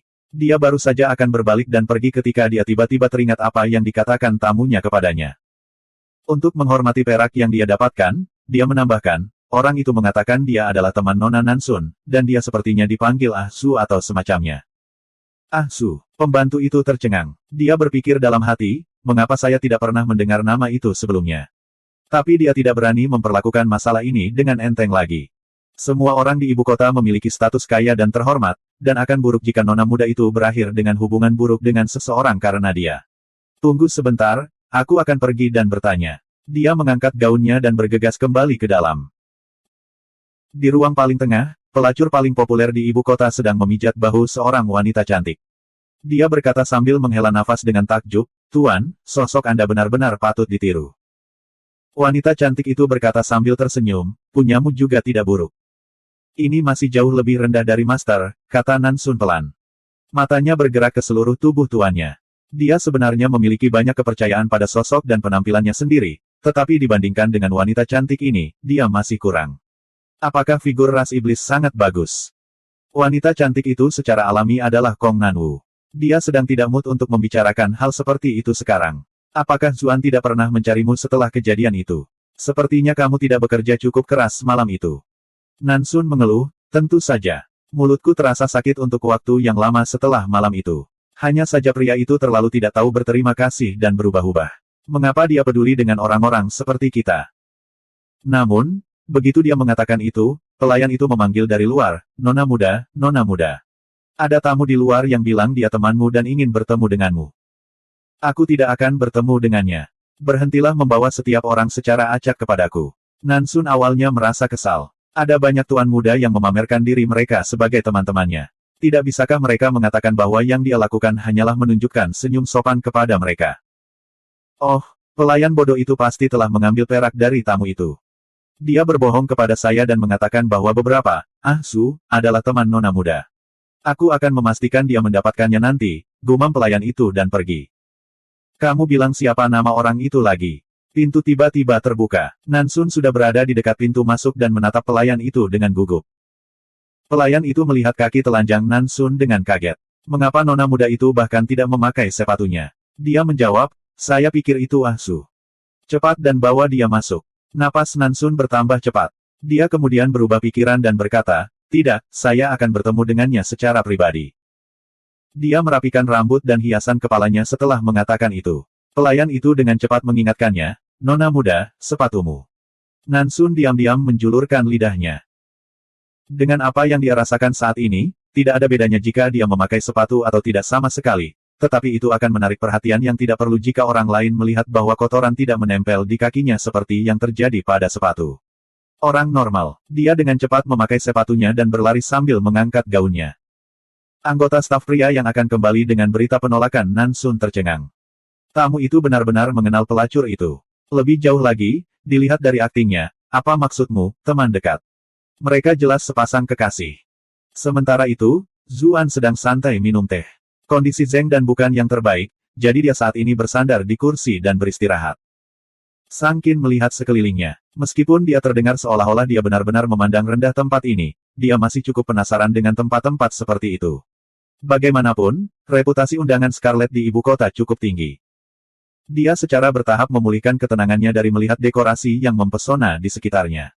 Ketika dia mencium aroma parfum dan kosmetik di udara, dia bertanya dengan jijik, mengapa masih belum ada berita? Akan sangat memalukan jika tidak ada yang datang. Zuan berkata sambil tersenyum, jangan khawatir, dia temanku. Sang Qin berkata dengan tulus dan sepenuh hati, kamu biasanya cukup tajam, tapi mengapa kamu tampak agak lambat hari ini? Apakah Anda benar-benar berpikir seorang wanita dari tempat ini benar-benar menyukai Anda hanya karena mereka memberitahu Anda beberapa hal baik? Dia tidak mencoba untuk menjadi sarkastik dengan sengaja, tetapi karena dia dibesarkan sejak dia masih muda, dia memiliki ketidaksukaan bawah sadar untuk tempat-tempat seperti itu. Sebelum Zuan bahkan bisa menjawab, aroma manis tercium. Sosok cantik sedang berdiri di dekat pintu, berkata, berbicara di belakang seseorang bukanlah sesuatu yang akan dilakukan oleh seorang bangsawan. Mungkinkah Nona muda di sini cemburu? Bab 946. Yang berdiri di pintu masuk secara alami adalah Nansun. Ketika dia mendengar Zuan datang untuk mencarinya, dia sangat senang sehingga dia bahkan hampir lupa memakai sepatu. Baru sekarang dia menyadari bahwa dia telah membawa dua tamu lain bersamanya. Reaksi pertamanya adalah dia membawa teman-temannya untuk pamer. Lagi pula, itu adalah sesuatu yang terlalu umum terlihat di kalangan pria. Bagaimanapun, dia cukup terpengaruh oleh jenis tempat dia berada. Namun, dia segera menyadari bahwa ada sesuatu yang tidak beres, karena salah satu dada temannya tampak agak terlalu besar. Setelah diperiksa lebih dekat, dia melihat bahwa pinggang orang itu adalah yang terkecil dari semuanya, dan kulit mereka baik-baik saja. Apalagi yang bisa mereka lakukan selain wanita berpakaian silang? Dia terkejut, mengapa Zuan membawa dua wanita ke tempat seperti undangan Scarlet. Namun, sebelum dia punya waktu untuk memikirkannya lebih jauh, dia mendengar orang lain yang berdada rata berbicara buruk tentang dia di belakang punggungnya. Dia jelas tidak akan hanya berbaring dan segera membalas. Sang Qin terkejut. Dia tidak menyangka akan ditemukan oleh orang yang terlibat begitu cepat. Dia akan mengatakan sesuatu, tetapi dia memperhatikan kecantikan wanita lain. Pada awalnya, dia berpikir bahwa pelacur rumah bordil pasti akan menggunakan banyak kosmetik dan berperilaku genit, tetapi wanita ini sama sekali berbeda. Dia tampak lebih elegan daripada kebanyakan wanita kelas atas. Dia benar-benar merasa sulit untuk mengasosiasikan Nansun dengan seorang wanita dari tempat seperti ini. Apa yang memberikan pukulan mental yang lebih besar adalah, mengapa dada gadis-gadis ini begitu besar? Apa yang mereka makan agar mereka menjadi begitu besar? Dia cukup pandai berbicara secara normal, dan dia memiliki beberapa hal untuk dikatakan kepada Nansun. Namun, setelah melihat sosoknya yang menggerahkan, dia langsung kehilangan kepercayaan diri dan tidak ingin berdebat lagi. Dia mendengus dan membuang muka untuk menunjukkan ketidaksenangannya. Zeng dan bangun dengan kaget juga. Dia menatap wanita di depannya. Wanita ini benar-benar menakjubkan, dan lebih jauh lagi, ada semacam ekspresi menyendiri dan acuh tak acuh di matanya yang membuatnya tampak benar-benar bebas dari vulgar dunia. Dia hampir sebanding dengan Qiu Honglei. Zeng dan tanpa sadar meluruskan posturnya. Dia merasa sedikit menyesal dalam hati. Kondisi mentalnya benar-benar terlalu buruk, dan dia bahkan belum memakai riasan apapun sebelum berangkat hari ini. Tentu saja dia tidak bisa dibandingkan dengan wanita ini saat ini. Tapi dia segera ingat bahwa dia ada di sini sebagai seorang pria. Dia menghela nafas lega. Nansun, bertemu denganmu benar-benar tidak mudah sama sekali. Zuan dengan cepat mengubah topik pembicaraan ketika dia merasakan bahwa suasananya menjadi agak terlalu serius. Ekspresi dingin Nansun yang sebelumnya berubah menjadi senyuman ketika Zuan berbicara. Dia menjawab, mau bagaimana lagi, ada begitu banyak tamu yang ingin bertemu dengan saya. Jika saya harus bertemu setiap dari mereka, saya benar-benar akan lelah sampai mati. Namun, Tuan Muda, tolong jangan khawatir. Saya sudah memberitahu orang-orang dari undangan Scarlet bahwa jika Anda kembali di masa depan, Anda bisa langsung masuk. Anda tidak perlu memberitahu siapapun. Sang Qin mendengus. Apakah wanita ini memamerkan popularitasnya sekarang? Dia sebelumnya berpikir bahwa saudara iparnya sendiri agak terlalu sembrono, tetapi dibandingkan dengan wanita ini, saudara iparnya semurni bunga putih kecil. Apakah kamu benar-benar perlu bertemu dengan banyak tamu? Alis Zuan tanpa sadar berkerut. Apakah Tuan Muda cemburu? Senyum Nansun menjadi lebih besar. Dia meraih lengan Zuan dan berkata, saya sangat senang mendengarnya, Anda tahu. Huff, hanya mengudara, Sang Qin memutar matanya dan bergumam pelan. Zeng Dan mengerutkan kening. Wanita ini adalah lawan yang tangguh. Huff, andai saja cucu yang ada di sini. Sang Qin dan Zeng Dan biasanya memiliki perbedaan dan memandang rendah satu sama lain dengan cara tertentu. Tapi hari ini, mereka sebenarnya bersatu melawan musuh bersama. Nansun mendekati Zuan dan berkata pelan di dekat telinganya, Tuan Muda, jangan khawatir. Saya hanya mengobrol sedikit dengan Tuan Muda lainnya. Saya bahkan tidak pernah melepas topeng saya di sekitar mereka. Aku akan memastikan untuk menjaga kesucianku untukmu. Dia sengaja meniup telinga Zuan saat dia berbicara, suaranya penuh dengan aura provokatif. Zuan menghela nafas. Wanita ini benar-benar tahu cara menggodanya. Tidak heran bahkan seseorang seperti Raja Qi telah benar-benar terpesona olehnya dan tidak dapat sepenuhnya membebaskan dirinya darinya. Wanita ini pernah menjadi selir Raja Qi, tapi dia masih perawan. Apakah itu bahkan dihitung sebagai perawan lagi atau tidak, jika dia memiliki tubuh seorang wanita muda tetapi pikiran seorang wanita dewasa? Dia akhirnya tersadar dari linglung ketika dia merasakan niat membunuh dari dua wanita di belakangnya dan berkata, ngomong-ngomong, aku datang karena aku butuh bantuanmu. Saya punya sesuatu untuk ditanyakan kepada Nona Kong. Kenapa ada wanita lain? Telinga Zeng Dan menajam. Sang Qin juga bingung. Dan siapa Miss Kong ini? Apakah ada orang yang terkenal bermarga Kong di ibu kota? Meskipun ada banyak hal tentang Zuan yang dia ragukan, dia masih mempercayai penilaiannya pada sebagian besar wanita. Tidak mungkin gadis cantik acak manapun bisa menarik perhatiannya. Semua orang yang bisa mendapatkan pujiannya semuanya sangat cantik. Jika nama keluarganya adalah Kong, wanita ini seharusnya cukup terkenal di ibu kota. Nansun cemberut dan menjawab, Tuan Muda benar-benar tidak berperasaan. Anda tidak pernah datang menemui saya setelah malam itu, dan Anda hanya datang menemui saya hari ini untuk bertemu dengan wanita lain. Kau bahkan cemburu padanya. Jangan khawatir, saya benar-benar memiliki urusan yang tepat dengannya, kata Zuan sambil tersenyum.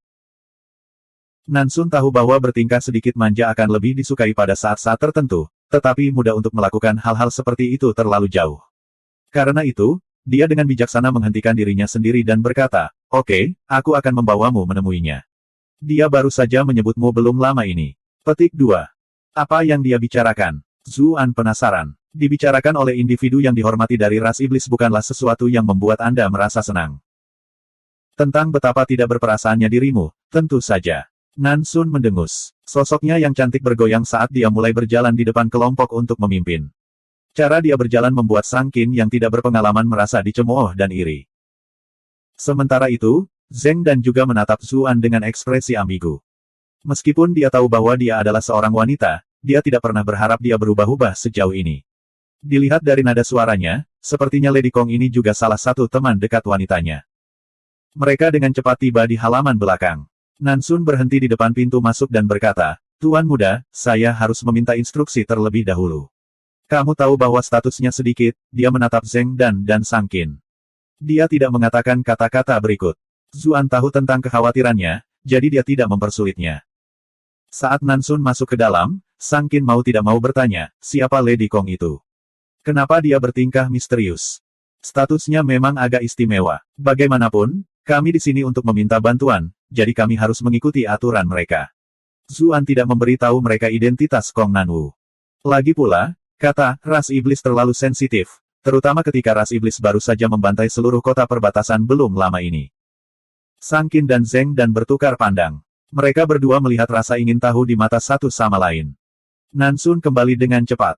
Tuan Muda, dia mengundangmu masuk, tapi aku khawatir itu tidak terlalu cocok untuk dua lainnya. Sang Qin mengerutkan kening. Dari mana para pelacur ini mendapatkan kepercayaan diri mereka? Dia baru saja akan berbalik ketika Zuan menghentikannya, berkata, Qin kecil, tunggu di sini sebentar. Aku akan membawa adik iparmu untuk bertanya tentang penyakitnya.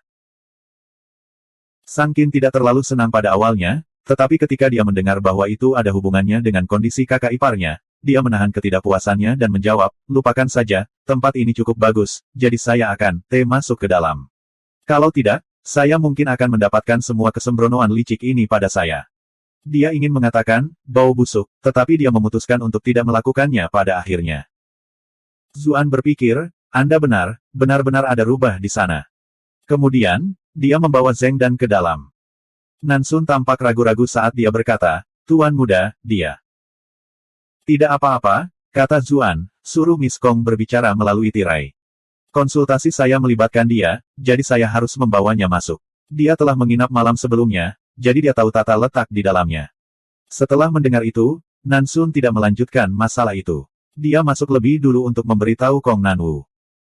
Ketika Zuan dan Zeng Dan masuk, mereka hanya bisa samar-samar melihat sosok elegan di balik lapisan tirai. Mereka tidak bisa benar-benar melihat penampilan aslinya. Tuan muda, tolong maafkan saya. Kita hanya bisa bertemu dengan cara ini, kata suara lembut dari dalam. Mata Zeng Dan melebar. Sebenarnya ada suara sebagus ini di dunia ini. Dia segera memikirkan nyanyian Orioles dan mutiara jatuh ke piring batu giok. Namun, tak satu pun dari suara indah itu yang dapat secara akurat menggambarkan betapa luar biasanya suara wanita ini. Zuan duduk sambil memegang tangan Zeng Dan berkata, Lady Kong terlalu sopan. Saya mengerti kekhawatiran Anda, jadi saya sudah bersyukur bahwa Anda bersedia bertemu dengan saya dengan cara ini. Petik 2. Kong Nanwu menjawab sambil tersenyum, saya ingin tahu untuk apa Tuan muda datang ke sini hari ini. Jadi ini yang terjadi, Zuan menjelaskan kondisi Zeng Dan padanya. Saya mendengar bahwa seni kebencian berasal dari ras iblis. Apakah Anda tahu solusi untuk masalah ini? Petik 2. Kong Nanwu akhirnya tahu mengapa dia mencarinya. Dia menjawab, seni kebencian memang datang dari ras iblis. Ras iblis sangat banyak. Selain ras yang lebih dikenal, ada beberapa ras yang lebih terpencil dan terabaikan, seperti ras darah dan ras hantu. Seni kebencian berasal dari ras hantu, tetapi mereka telah dimodifikasi oleh manusia. Zeng Dan berpikir dalam hati, wanita ini benar-benar terpelajar. Dia benar-benar tahu banyak tentang ras iblis. Tidak heran Zuan mencarinya. Zuan berseru kaget, sebenarnya ada ras hantu di dunia ini. Jika memang ada hal-hal seperti roh yang telah meninggal, mengapa Kaisar bahkan mengejar keabadian? Bukankah lebih bagus untuk hidup dalam bentuk hantu? Ini tidak seperti yang kamu pikirkan. Kong Nanwu menjelaskan, mereka hanya orang aneh yang tidak hidup atau mati dengan beberapa kemampuan pemurnian jiwa dan mayat.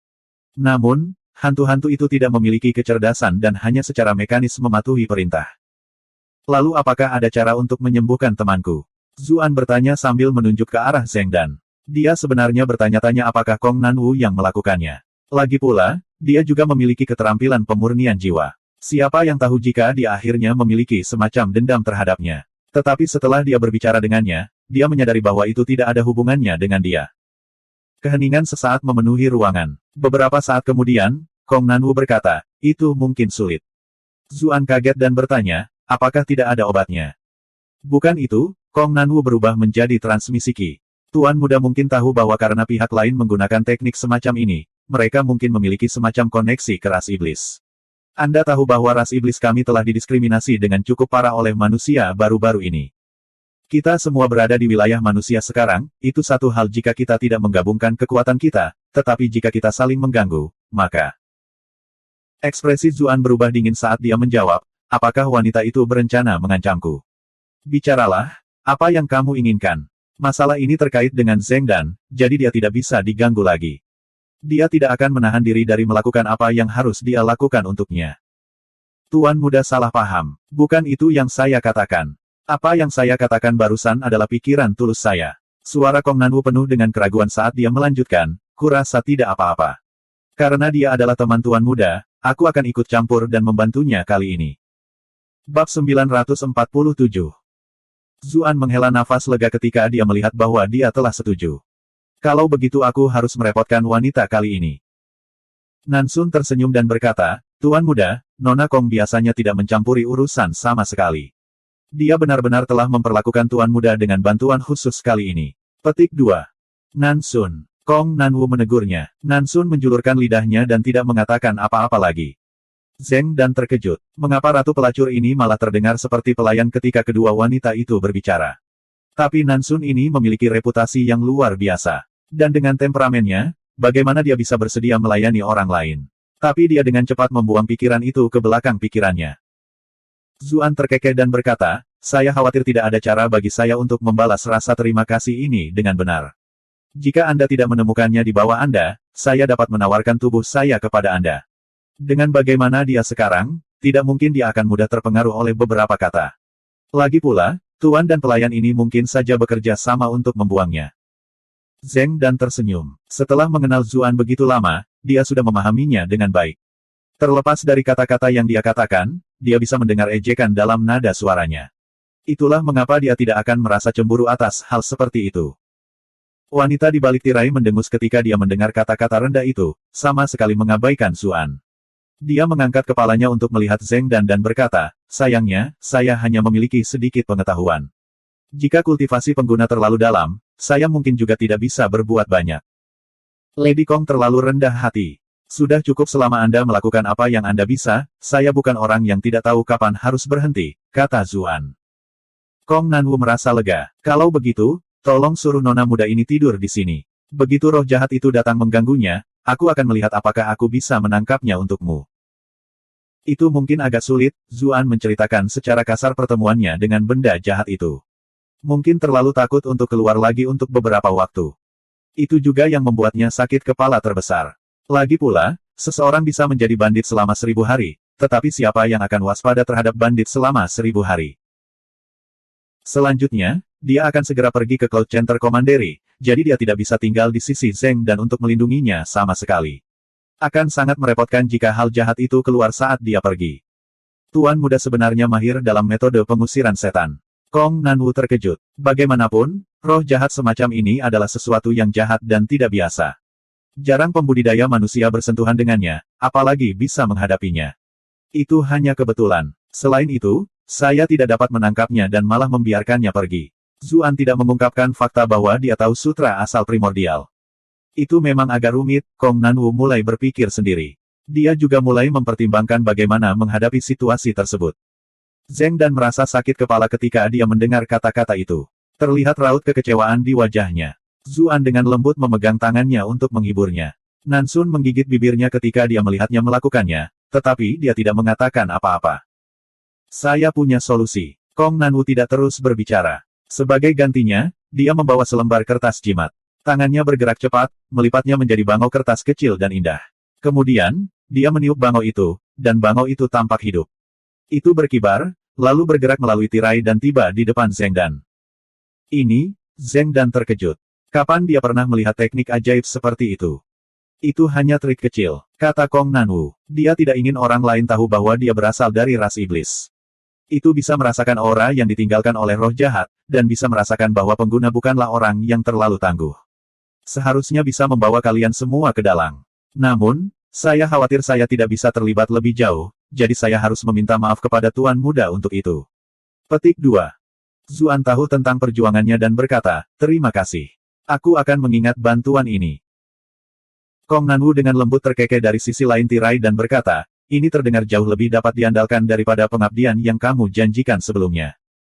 Wajah Zuan memanas. Bahkan seseorang yang berkulit tebal seperti dia tidak tahu harus berkata apa pada saat itu. Untungnya, kren mulai bergerak lagi. Setelah mengitari Zheng Dan beberapa kali, ia melebarkan sayapnya dan terbang ke arah tertentu keluar jendela. Cepat dan ikuti, jangan lupakan itu.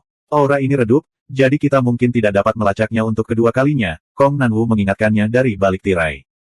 Terima kasih. Zuan menangkupkan tangannya ke arahnya, lalu dia dan Zheng Dan melompat keluar jendela.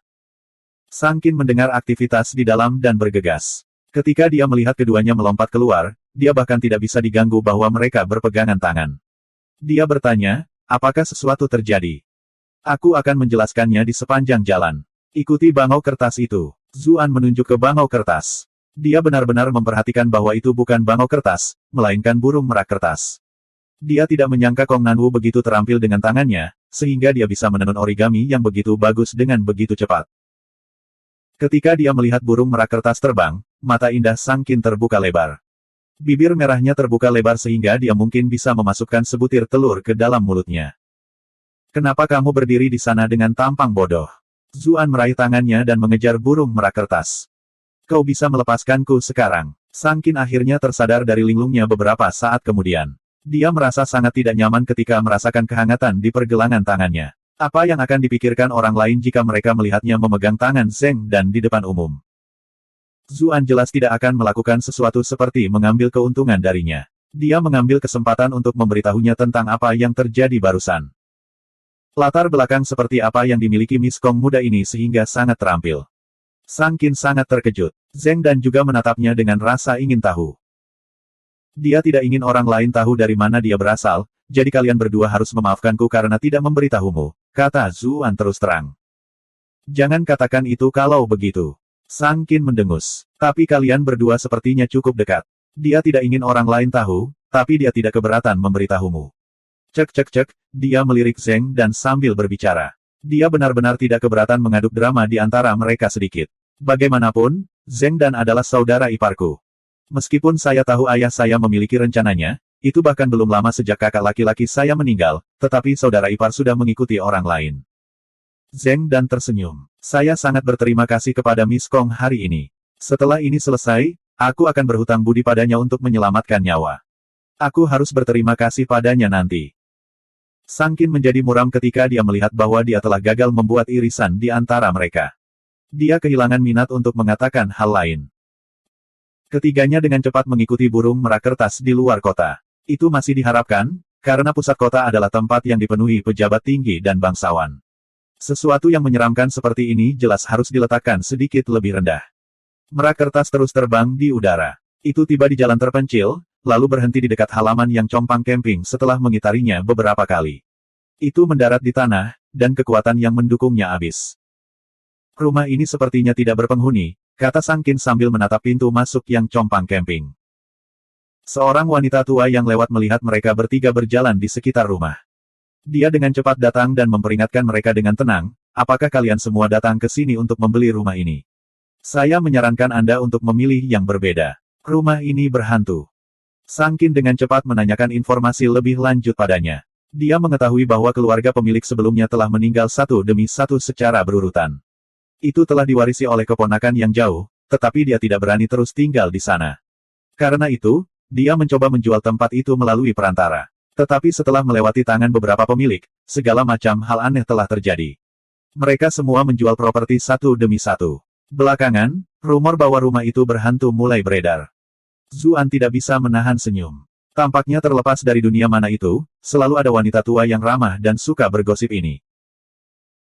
Sang Qin ingin mengajukan lebih banyak pertanyaan, tetapi wanita yang lebih tua khawatir bahwa dia mungkin menangkap sesuatu karena tinggal terlalu lama dan dengan cepat pergi.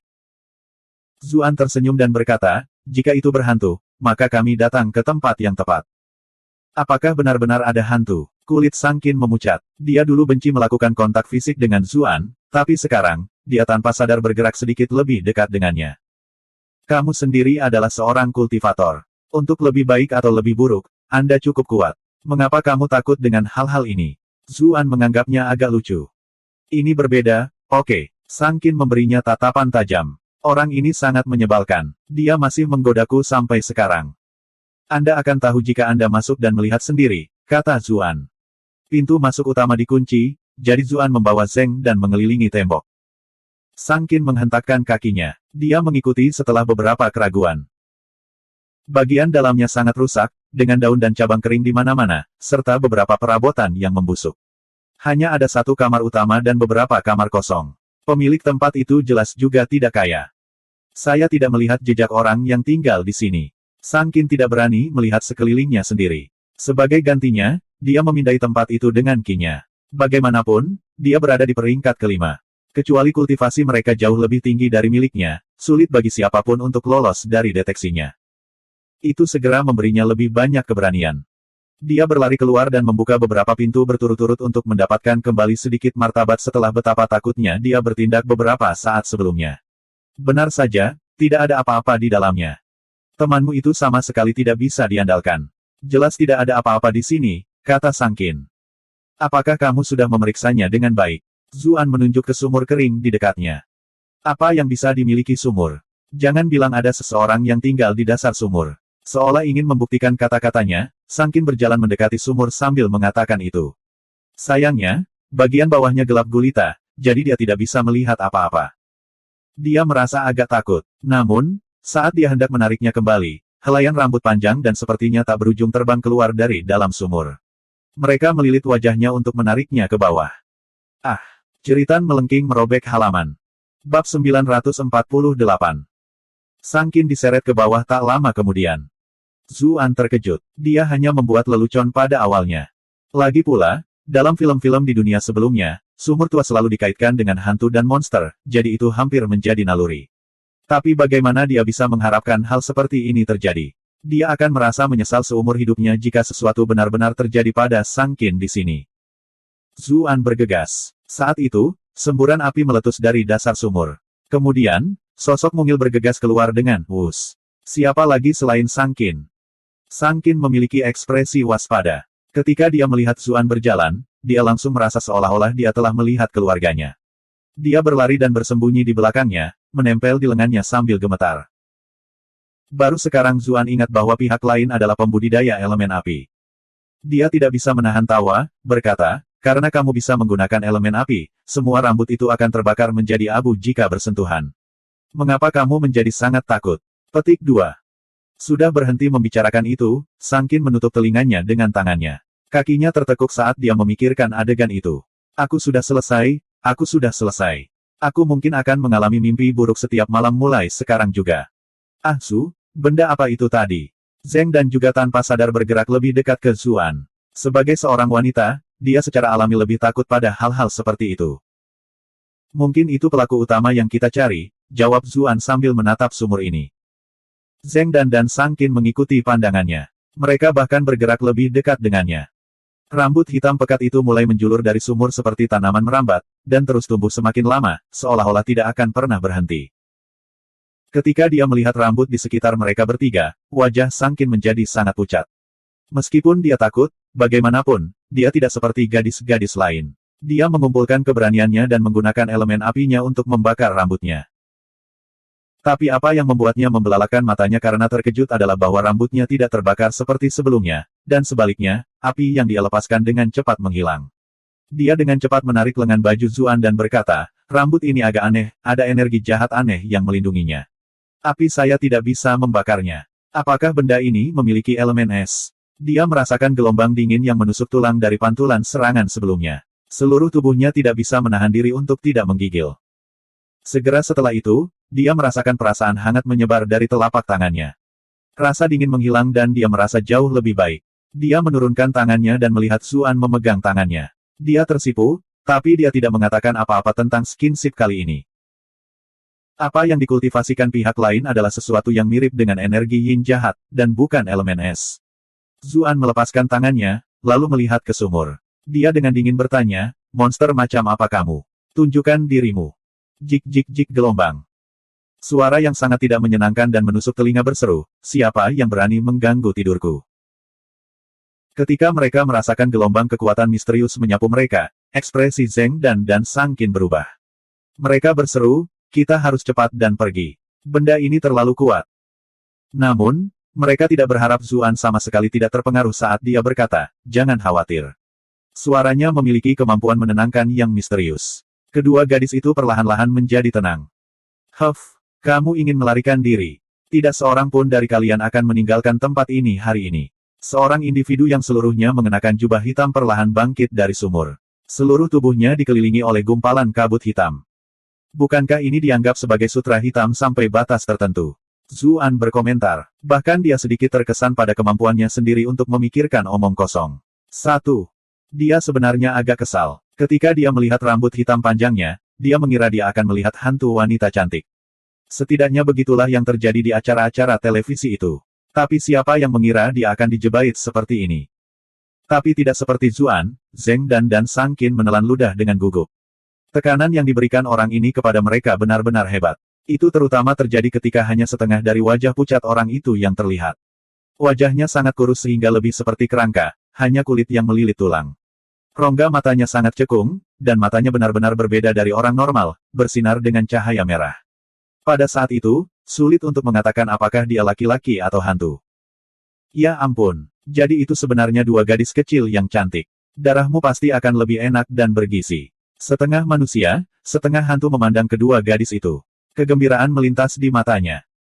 Dia berlatih seni jahat, jadi dia sangat sensitif terhadap energi yin dan yang. Dia segera mengenali bahwa mereka berdua adalah wanita yang berpakaian silang. 2. Kedua gadis itu sama-sama merinding ketika mereka mendengar kata-katanya. Zuan menghela nafas. Ada dua wanita cantik di sini, tetapi satu-satunya keinginanmu adalah meminum darah mereka. Berkultivasi seni jahat ini akhirnya mengubah Anda menjadi sesuatu yang tidak sepenuhnya manusia atau hantu, dan Anda bahkan kehilangan kemampuan dasar Anda untuk menjadi seorang pria. Katakan dengan jujur, apakah ada makna yang tersisa dalam hidup? Wajah Sang Qin dan Zeng Dan memanas. Meskipun dia memuji mereka karena cantik, mengapa itu terdengar sangat aneh? Kamu mencari kematian. Anda telah berhasil mengendalikan Citu untuk plus 444 plus 444 plus 444. Pria berpakaian hitam itu meledak menjadi marah. Rambut hitam di tanah ditarik kencang, lalu ditembakkan seperti hujan panah. Orang normal akan ditusuk penuh lubang oleh serangan seperti itu. Zeng Dan dan Sang Qin mencoba bergabung dalam pertempuran, tetapi Zuan memberi isyarat bahwa mereka tidak perlu melakukan apapun. Dia berdiri di depan mereka dan dinding Qi yang samar-samar terlihat terbentuk di depannya. Pria berpakaian hitam bernama Citu mencibir. Serangannya berspesialisasi dalam menghancurkan penghalang Qi para pembudidaya. Bahkan seseorang yang kultivasinya lebih tinggi darinya mungkin tidak bisa menghentikan serangan ini. Anak ini masih sangat muda, jadi seberapa tinggi kultivasinya?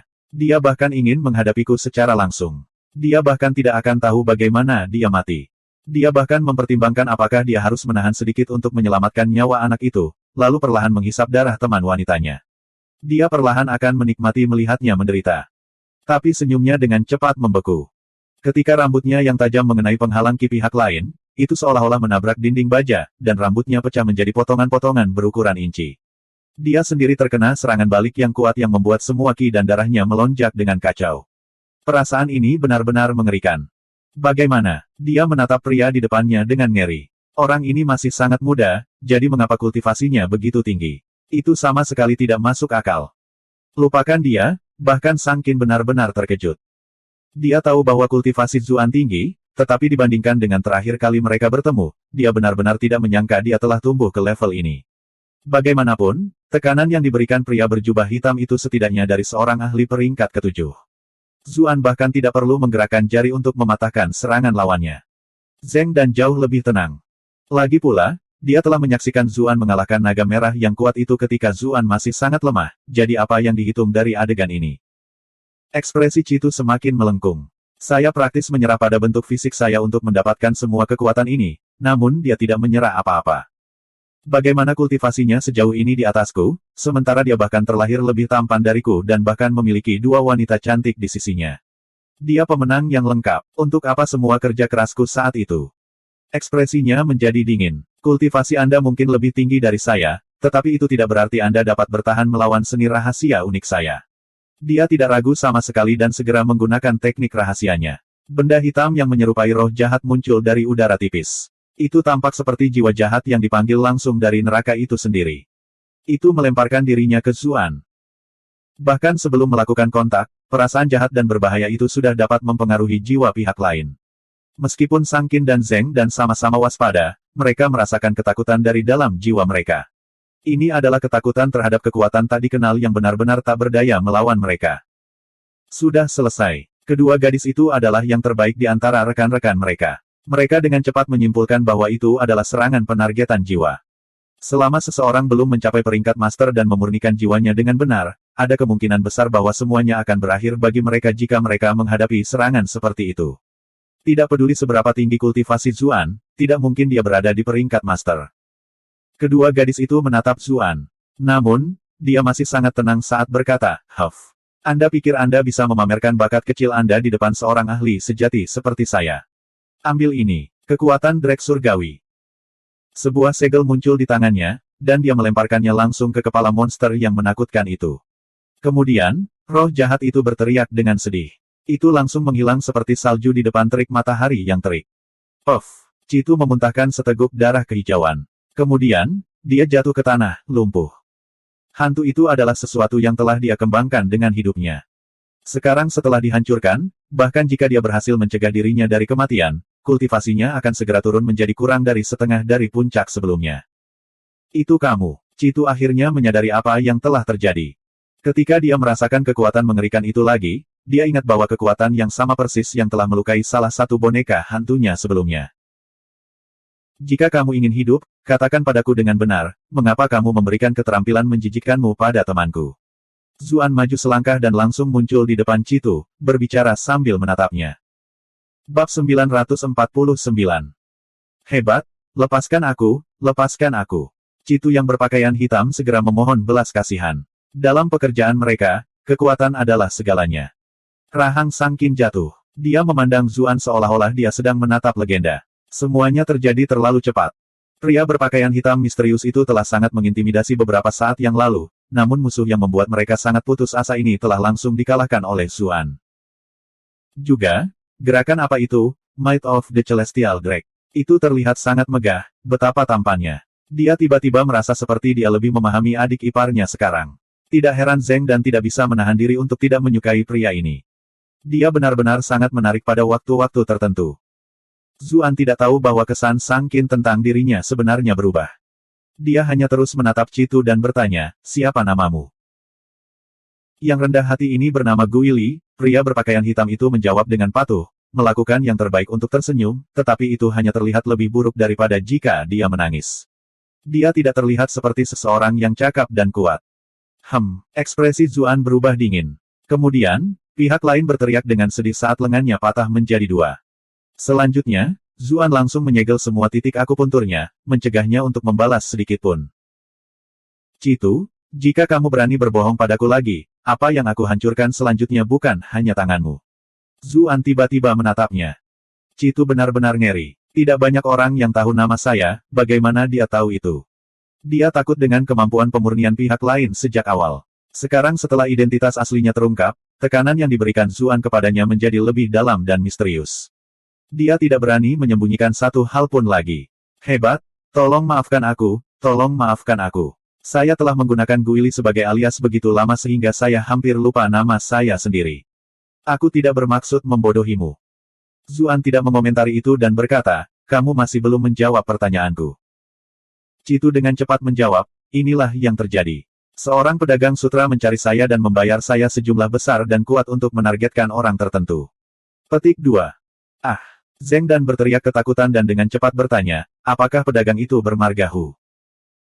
Saya tidak tahu nama keluarganya, dia juga tidak ingin ada yang tahu identitas aslinya. Citu memperhatikan bahwa ekspresi Zuan telah berubah, dan dia dengan cepat menambahkan, tapi aku telah melihat seperti apa dia. Kemudian, dia memberi mereka gambaran kasar tentang seperti apa pria itu. Wajah Zeng dan jatuh saat dia berseru, lagi pula itu dia. Bagaimana situasinya? Zuan bertanya. Zeng dan menjelaskan situasinya, dan bersama dengan pengakuan Citu, tidak sulit untuk menentukan kebenarannya. Zeng dan telah membawa bisnis klan Zeng ke ibu kota, yang tentu saja merupakan berita buruk bagi pedagang sutra lokal ibu kota. Pihak lain telah menggunakan segala macam metode untuk mencoba dan mengusir pedagang klan Zeng, tetapi Zeng dan berpengalaman di bidang itu. Dia telah mengelola bisnis klan Zeng di Bright Moon City, dan dia bahkan diam-diam menangkap geng paling kuat di kota itu. Itu bukan sesuatu yang sulit untuk dipecahkan sama sekali. Pada akhirnya, dia membalas setiap gerakan yang mereka lakukan. Bukan saja para pesaing itu dipaksa untuk kembali tanpa mencapai apa-apa, dia telah menumbuhkan pangsa pasar mereka lebih besar dan lebih besar. Sisi lain memiliki tiran lokal ibu kota yang mendukung mereka, jadi untuk lebih baik atau lebih buruk, mereka memiliki seseorang untuk diandalkan. Dengan demikian, beberapa tali telah ditarik ke pengadilan untuk menekan dan membatasi Zeng dan. Tapi tidak peduli seberapa rendah klan Sang telah jatuh, mereka masih pejabat yang kuat di pengadilan. Sang Qin merasa menyesal terhadap ipar perempuannya ini, karena dia telah menjanda saat masih sangat muda. Itu sebabnya mereka jelas harus membantu klan Zeng dalam masalah bisnis ini. Melihat bahwa bahkan metode politik tidak berhasil, para pedagang saingan mengalihkan perhatian mereka ke metode jahat dan mencari Citu. Hal-hal seperti itu adalah jalan-jalan di taman untuk seseorang seperti Citu, jadi dia secara alami ikut bermain. Dengan kultivasi dan metodenya yang misterius, bahkan jika sesuatu terjadi, pikirnya, itu hanya boneka hantu yang paling buruk sekarat. Dia sendiri tidak akan tertangkap. Bagaimana dia bisa berharap bahwa dia akan ditemukan begitu cepat? Saya sudah berbicara tentang semua yang saya tahu. Saya harap Yang Agung bisa bermurah hati dan membiarkan yang rendah hati ini pergi, karena tidak ada yang benar-benar terjadi pada nona muda ini. Yang rendah hati ini akan segera meninggalkan kota, dan saya tidak akan pernah menyakiti orang lain lagi. Citu memohon. Dia benar-benar merasa itu benar-benar aneh. Bagaimana pihak lain menemukannya begitu cepat? Tapi sayangnya, semuanya berubah terlalu cepat, dan tekanan yang diberikan Zuan saat ini terlalu besar. Dia tidak berani mengatakan satu protes pun. Adapun apa yang dia katakan tentang bagaimana dia tidak akan pernah menyakiti siapapun lagi, itu adalah kata-kata kosong. Mereka yang mengolah teknik semacam ini membutuhkan darah dan mayat. Bagaimana mungkin mereka tidak menyakiti orang? Zuan jelas tahu itu juga. Dia berkata kepada Sang Qin, Qin kecil, bawa orang ini kembali ke Manor. Saya akan menyerahkan sisanya ke klan Sang Anda. Seharusnya tidak ada masalah dengan itu, kan? Dia akan segera meninggalkan ibu kota, dan Zheng Dan adalah menantu perempuan klan Sang. Lebih baik bagi mereka untuk menghadapinya. Jangan khawatir, klan Sang kami tidak mudah diganggu. Sang Qin menatap Citu dengan penuh kebencian. Dia jelas masih kesal karena takut sebelumnya. Zuan mengangguk. Ada banyak orang yang menjadi melarat dan tunawisma karena metode Sang Hong di bawah dorongan kaisar. Mereka lebih dari terampil dalam bidang pekerjaan ini. Selanjutnya, bukti otentik ada di sana. Jika mereka bahkan tidak bisa menghadapi hal seperti ini, Sang Hong dan Sang Qin benar-benar tidak pantas mendapatkan reputasi mereka. Dia bermaksud membawa Zheng Dan pergi sehingga dia bisa beristirahat dengan baik. Dia telah disiksa cukup parah untuk beberapa waktu dan benar-benar perlu untuk pulih. Namun, Citu berteriak, jangan kirim aku ke Manor. Aku punya rahasia besar untuk memberitahu kalian semua. Dia tahu bahwa pengadilan menekan seni jahat. Begitu ketahuan, dia akan langsung menderita hukuman paling berat. Jika dia diserahkan kepada pemerintah, kematian akan menjadi akhir yang lebih baik. Rahasia besar. Zuan mencibir. Dia tidak terlalu memperhatikannya sama sekali. Rahasia macam apa yang bisa diketahui orang seperti ini?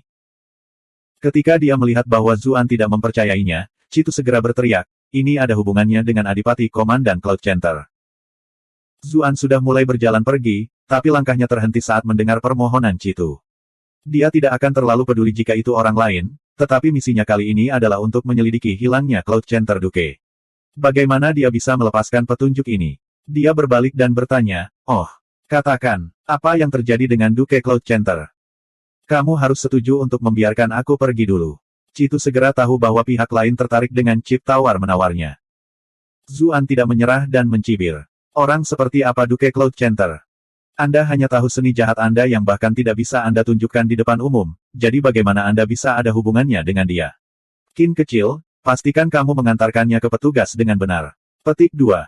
Sang Qin segera setuju. Baiklah. Kemudian, dia berjalan ke depan untuk membawanya pergi.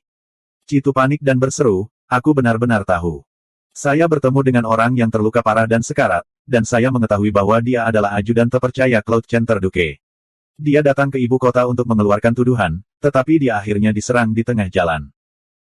Zuan sudah 70 hingga 80% yakin ketika dia mendengar kata-kata itu. Dan di mana penjaga itu? Lukanya terlalu serius dan dia sudah meninggal, kata Citu, ekspresinya agak aneh. Kamu mungkin memurnikan jiwanya, kurasa. Zuan mencibir. Citu dengan cepat menjelaskan, penggarap di ladang saya memang membutuhkan jiwa manusia, tetapi penjaga itu sudah terluka parah dan tidak bisa diselamatkan.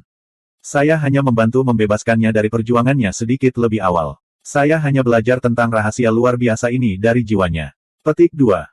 Sang Qin dan Zheng dan keduanya menggigil. Bahkan jiwamu akan diperbudak setelah kamu mati.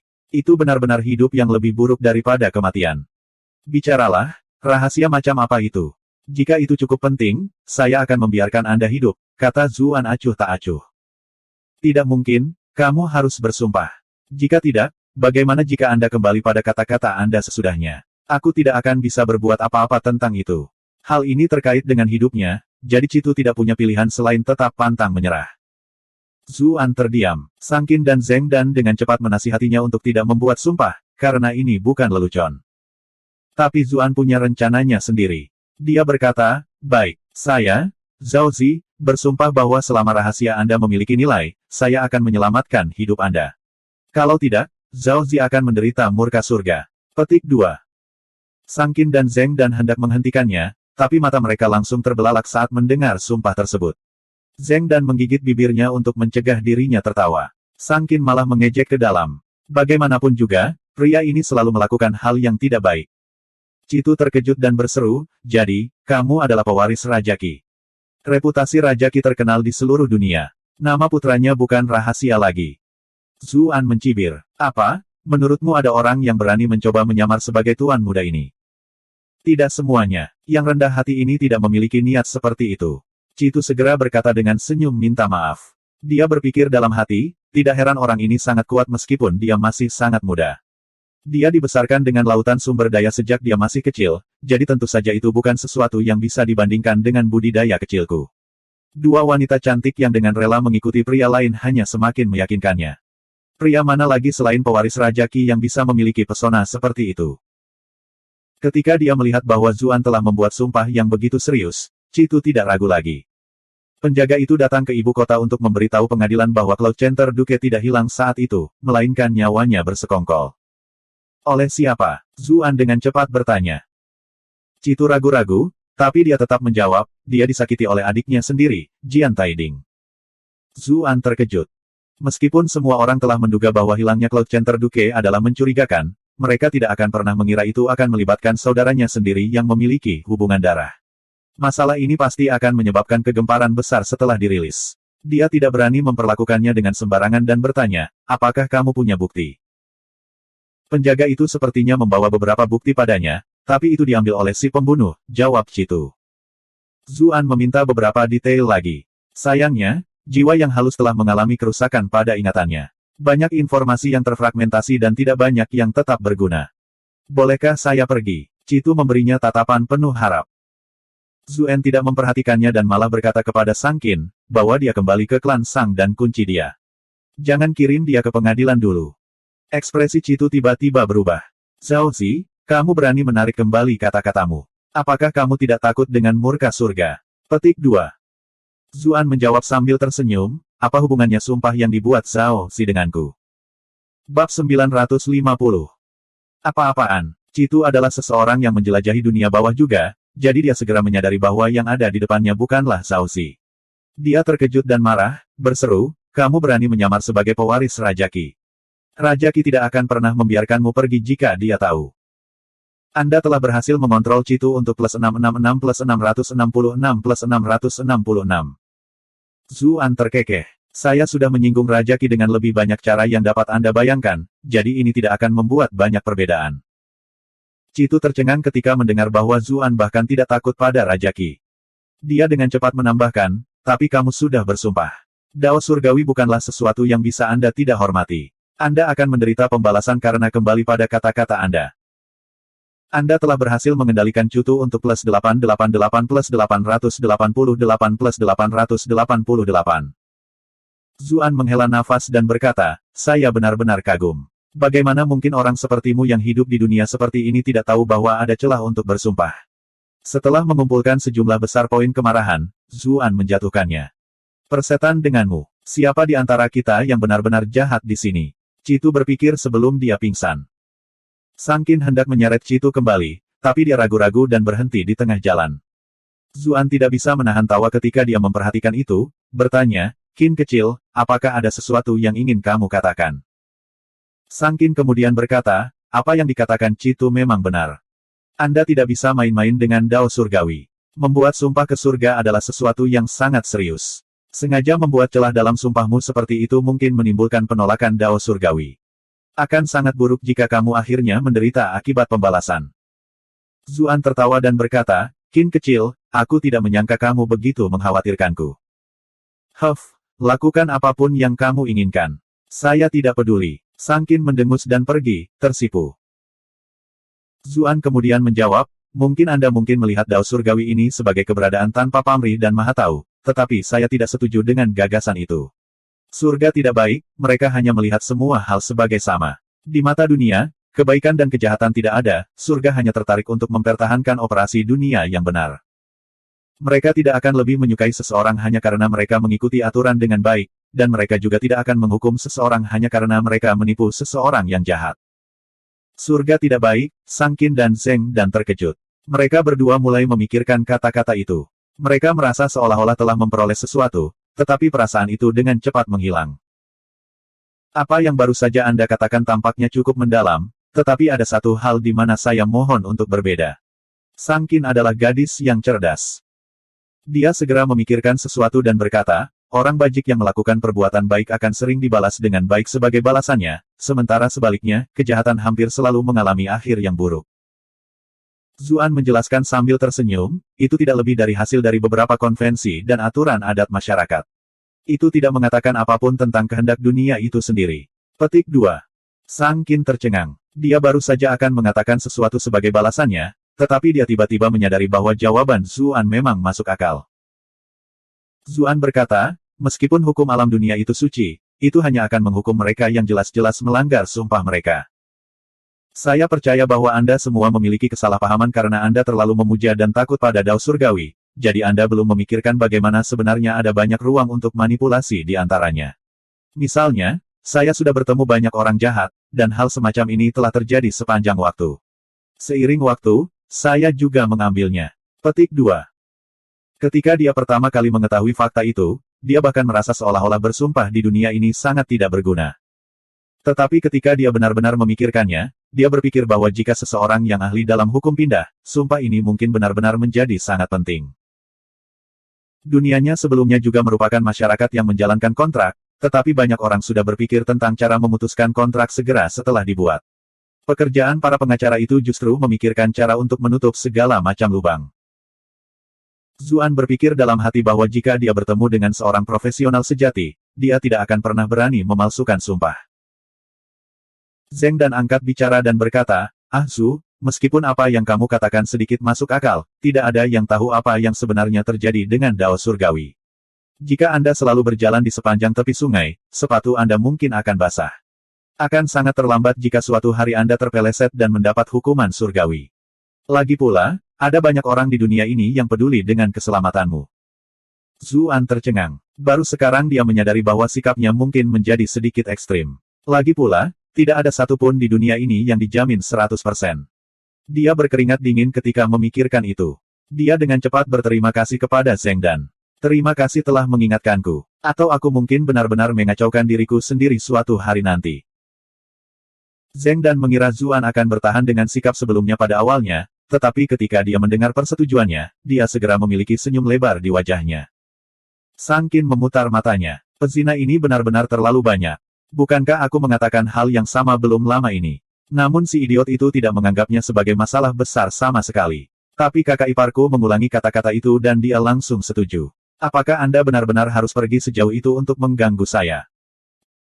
Setelah mereka kembali ke rumah Sang Hong bergegas setelah mendengar berita itu. Ketika dia melihat pria berjubah hitam yang tidak sadarkan diri, dia terkejut dan bertanya, ada apa? Sang Qin memberinya ringkasan kasar tentang apa yang terjadi. Ekspresi Sang Hong menjadi pucat dan dia berkata, klan Hu sudah keterlaluan. Apakah mereka pikir klan Sang kita begitu mudah diganggu? Petik 2. Zuan tahu bahwa setengah dari perasaan Sang Hong saat ini adalah kemarahan yang sebenarnya, sementara setengah lainnya adalah untuk dilihat oleh Zheng Dan klan Zheng. Tentu saja, dia tidak akan mengekspos Sang Hong pada saat ini. Dia berkata, Paman yang terhormat, saya khawatir saya harus merepotkan Anda dengan masalah klan Hu setelah ini. Tapi tentu saja, orang yang rendah hati ini telah menunggu waktu saya begitu lama sehingga banyak orang tampaknya sudah melupakan kemampuan saya, kata Sang Hong dengan dingin. Zuan secara pribadi telah melihat betapa mudahnya Sang Hong memanipulasi dan menekan kekuatan klan Chu. Dia jelas tidak perlu khawatir tentang klan Hu yang sepele. Dia menambahkan, tapi ada hal lain yang merepotkan saat ini, yaitu ada seseorang yang mengklaim bahwa adik Cloud Center Duke berkomplot melawan kakak laki-lakinya. Bagaimana kita harus melaporkan ini kepada Kaisar untuk mendapatkan hasil maksimal darinya? Sang Hong tetap diam selama beberapa waktu dan berkata, menurut pendapat saya, mungkin lebih baik untuk tidak melaporkannya. Mengapa demikian? Itu sebenarnya yang dipikirkan Zuan juga, tapi dia belum membuat keputusan. Sang Hong berkata dengan serius, apakah menurut Anda dengan mengirim kami untuk menyelidiki kasus Cloud Center Duke, Yang Mulia sebenarnya tertarik untuk mengetahui kebenarannya? Zuan menggelengkan kepalanya dan menjawab, dia hanya ingin meminjam ini sebagai alasan untuk sepenuhnya menjatuhkan klan Yu. Ekspresi Sang Qin sedikit berubah, tapi dia tidak terlalu terkejut saat mendengar analisis Zuan. Lagi pula, ayahnya dan Zuan telah menyebut nama Kaisar beberapa kali, namun tak satu pun dari mereka yang sangat menghormati. Namun, jika kata-kata ini didengar oleh pihak ketiga, mereka akan langsung dituduh sangat memalukan. Sepertinya ayah telah memutuskan klan Sang untuk sepenuhnya berpihak pada Zuan. Sang Hong angkat bicara dan berkata, memang. Jadi dalam hal ini, Yang Mulia malah akan tidak senang jika kita memberikan kesaksian pria ini, dan dia bahkan akan kesal karena kita sedang sibuk. Terlepas dari bagaimana dia bereaksi, kami akan menempatkan diri kami dalam situasi yang buruk. Lalu niat paman yang terhormat adalah? Zuan bertanya. Cacat kemampuan apapun yang dia miliki dan patahkan anggota tubuhnya. Kunci dia di Manor, dan baik Kiner dan Daner akan mengawasinya. Setelah kami kembali dari Cloud Center Commandery, kami akan membuat keputusan apakah akan menggunakannya atau tidak tergantung pada bagaimana situasinya, kata Sang Hong dengan dingin. Zuan dalam hati mendecakkan lidahnya. Bagaimanapun, Sang Hong adalah pria yang kejam. Jika itu aku mungkin akan memutuskan untuk memberi Citu kematian yang mudah. Adik perempuan Qin akan tetap tinggal di ibu kota. Saya berharap dia akan ikut dengan kami dan membantu kami dengan pekerjaan kami. Zuan sebenarnya agak kecewa. Sang Hong memiliki senyum ambigu di wajahnya. Apakah orang ini menginginkan Little Qin juga? Tapi dia tidak mengekspos Zuan dan berkata, junior yang layak mungkin tidak tahu tentang aturan pengadilan, tetapi untuk mencegah subjek penting memiliki hati yang tidak setia, anggota keluarga harus tetap di ibu kota. Jadi itu sebabnya, Zuan tampak kecewa. Ke samping, wajah Zeng Dan sedikit memanas. Bahkan dia tahu bahwa Zuan sedang tidak baik-baik saja. Sang Qin memutar matanya. Setelah mengunci Citu, Zuan melihat bahwa langit sudah mulai gelap, jadi dia bangun untuk mengucapkan selamat tinggal. Namun, Sang Hong malah menahannya dan berkata bahwa dia ingin berbagi beberapa minuman. Beberapa saat kemudian, semua orang dalam kelompok itu mulai menjadi sedikit berdengung. Mereka entah bagaimana akhirnya berbicara tentang Sang Qian, dan Sang Hong tidak bisa menahan tangis. Setelah waktu yang lama berlalu, dia berkata, aku tidak tahu berapa lama lagi sebelum kita kembali dari perjalanan ini. Jika Zeng Dan melahirkan anak Anumerta Qianer, klan Sang kita akan memiliki harapan. Petik 2. Zuan mengejek dalam hati. Apakah Anda menjadi gila? Mereka berdua bahkan tidak menyelesaikan upacara pernikahan mereka dengan benar, jadi bagaimana mereka bisa punya anak? Tapi dia tiba-tiba menyadari sesuatu. Orang tua ini menyiratkan sesuatu yang lain. Dia akan bertanya kepada Sang Hong apa maksudnya, tetapi pihak lain sudah pingsan karena terlalu banyak minum. Sang Hong berbaring di atas meja, menggumamkan omong kosong. Kakak Su, maafkan ayahku. Dia minum terlalu banyak. Kulit Sang Qin juga tidak begitu bagus, tapi dia masih bangun untuk membantu ayahnya. Aku akan membawanya kembali ke kamarnya. Kakak ipar, aku harus merepotkanmu untuk menemaninya sebentar, katanya, dan pergi bersama ayahnya sesudahnya. Karena alkohol, pipi Zeng Dan memerah. Dia mendengus pelan, siapa yang membuat saudara ipar mereka menemani pria lain? Apa yang sebenarnya aku lakukan? Para pelayan sudah diusir oleh Sang Hong beberapa saat sebelumnya, jadi hanya mereka berdua yang tersisa di ruangan itu. Zuan tidak lagi memiliki banyak keraguan dan bergerak, melingkarkan lengannya di pinggangnya. Dia berkomentar, kapan saya menjadi orang luar? Zeng Dan mendengus dan dengan cepat mendorongnya menjauh. Kami masih di klan Sang. Berperilaku sendiri. Sementara itu, di ruangan lain, Sang Qin melemparkan ayahnya ke kursi dengan kesal, bertanya, apakah kamu benar-benar tidak sabar, ayah? Sang Hong membuka matanya, tetapi bahkan tidak ada jejak mabuk dalam ekspresinya. Dia berkata, saya tidak punya pilihan. Perjalanan ke Cloud Center Commandery ini akan memakan waktu setidaknya setengah tahun. Jika dia setelah itu, bahkan orang bodoh pun tidak akan percaya bahwa itu adalah anak Anumerta Qianer. Tapi aku hanya merasa seolah-olah kita mengecewakan saudara laki-lakiku. Sang Qin menggigit bibir merahnya, ekspresinya sangat bertentangan. Sang Hong mendengus. Tidak memiliki anak laki-laki adalah situasi terburuk. Melanjutkan warisan klan Sang adalah yang paling penting. Sang Qin mulai panik juga. Dia akhirnya menyuarakan keraguannya. Tetapi bahkan jika ipar perempuan, anak itu tidak akan memiliki hubungan darah dengan klan Sang. Kalau begitu, mengapa kita tidak mengadopsi seorang anak? Itu lebih baik daripada melakukan sesuatu yang memalukan seperti ini. Sang Hong menatapnya dengan tenang. Setelah jeda sesaat, dia berkata, ada cara untuk membuat anak itu ada hubungannya dengan klan Sang.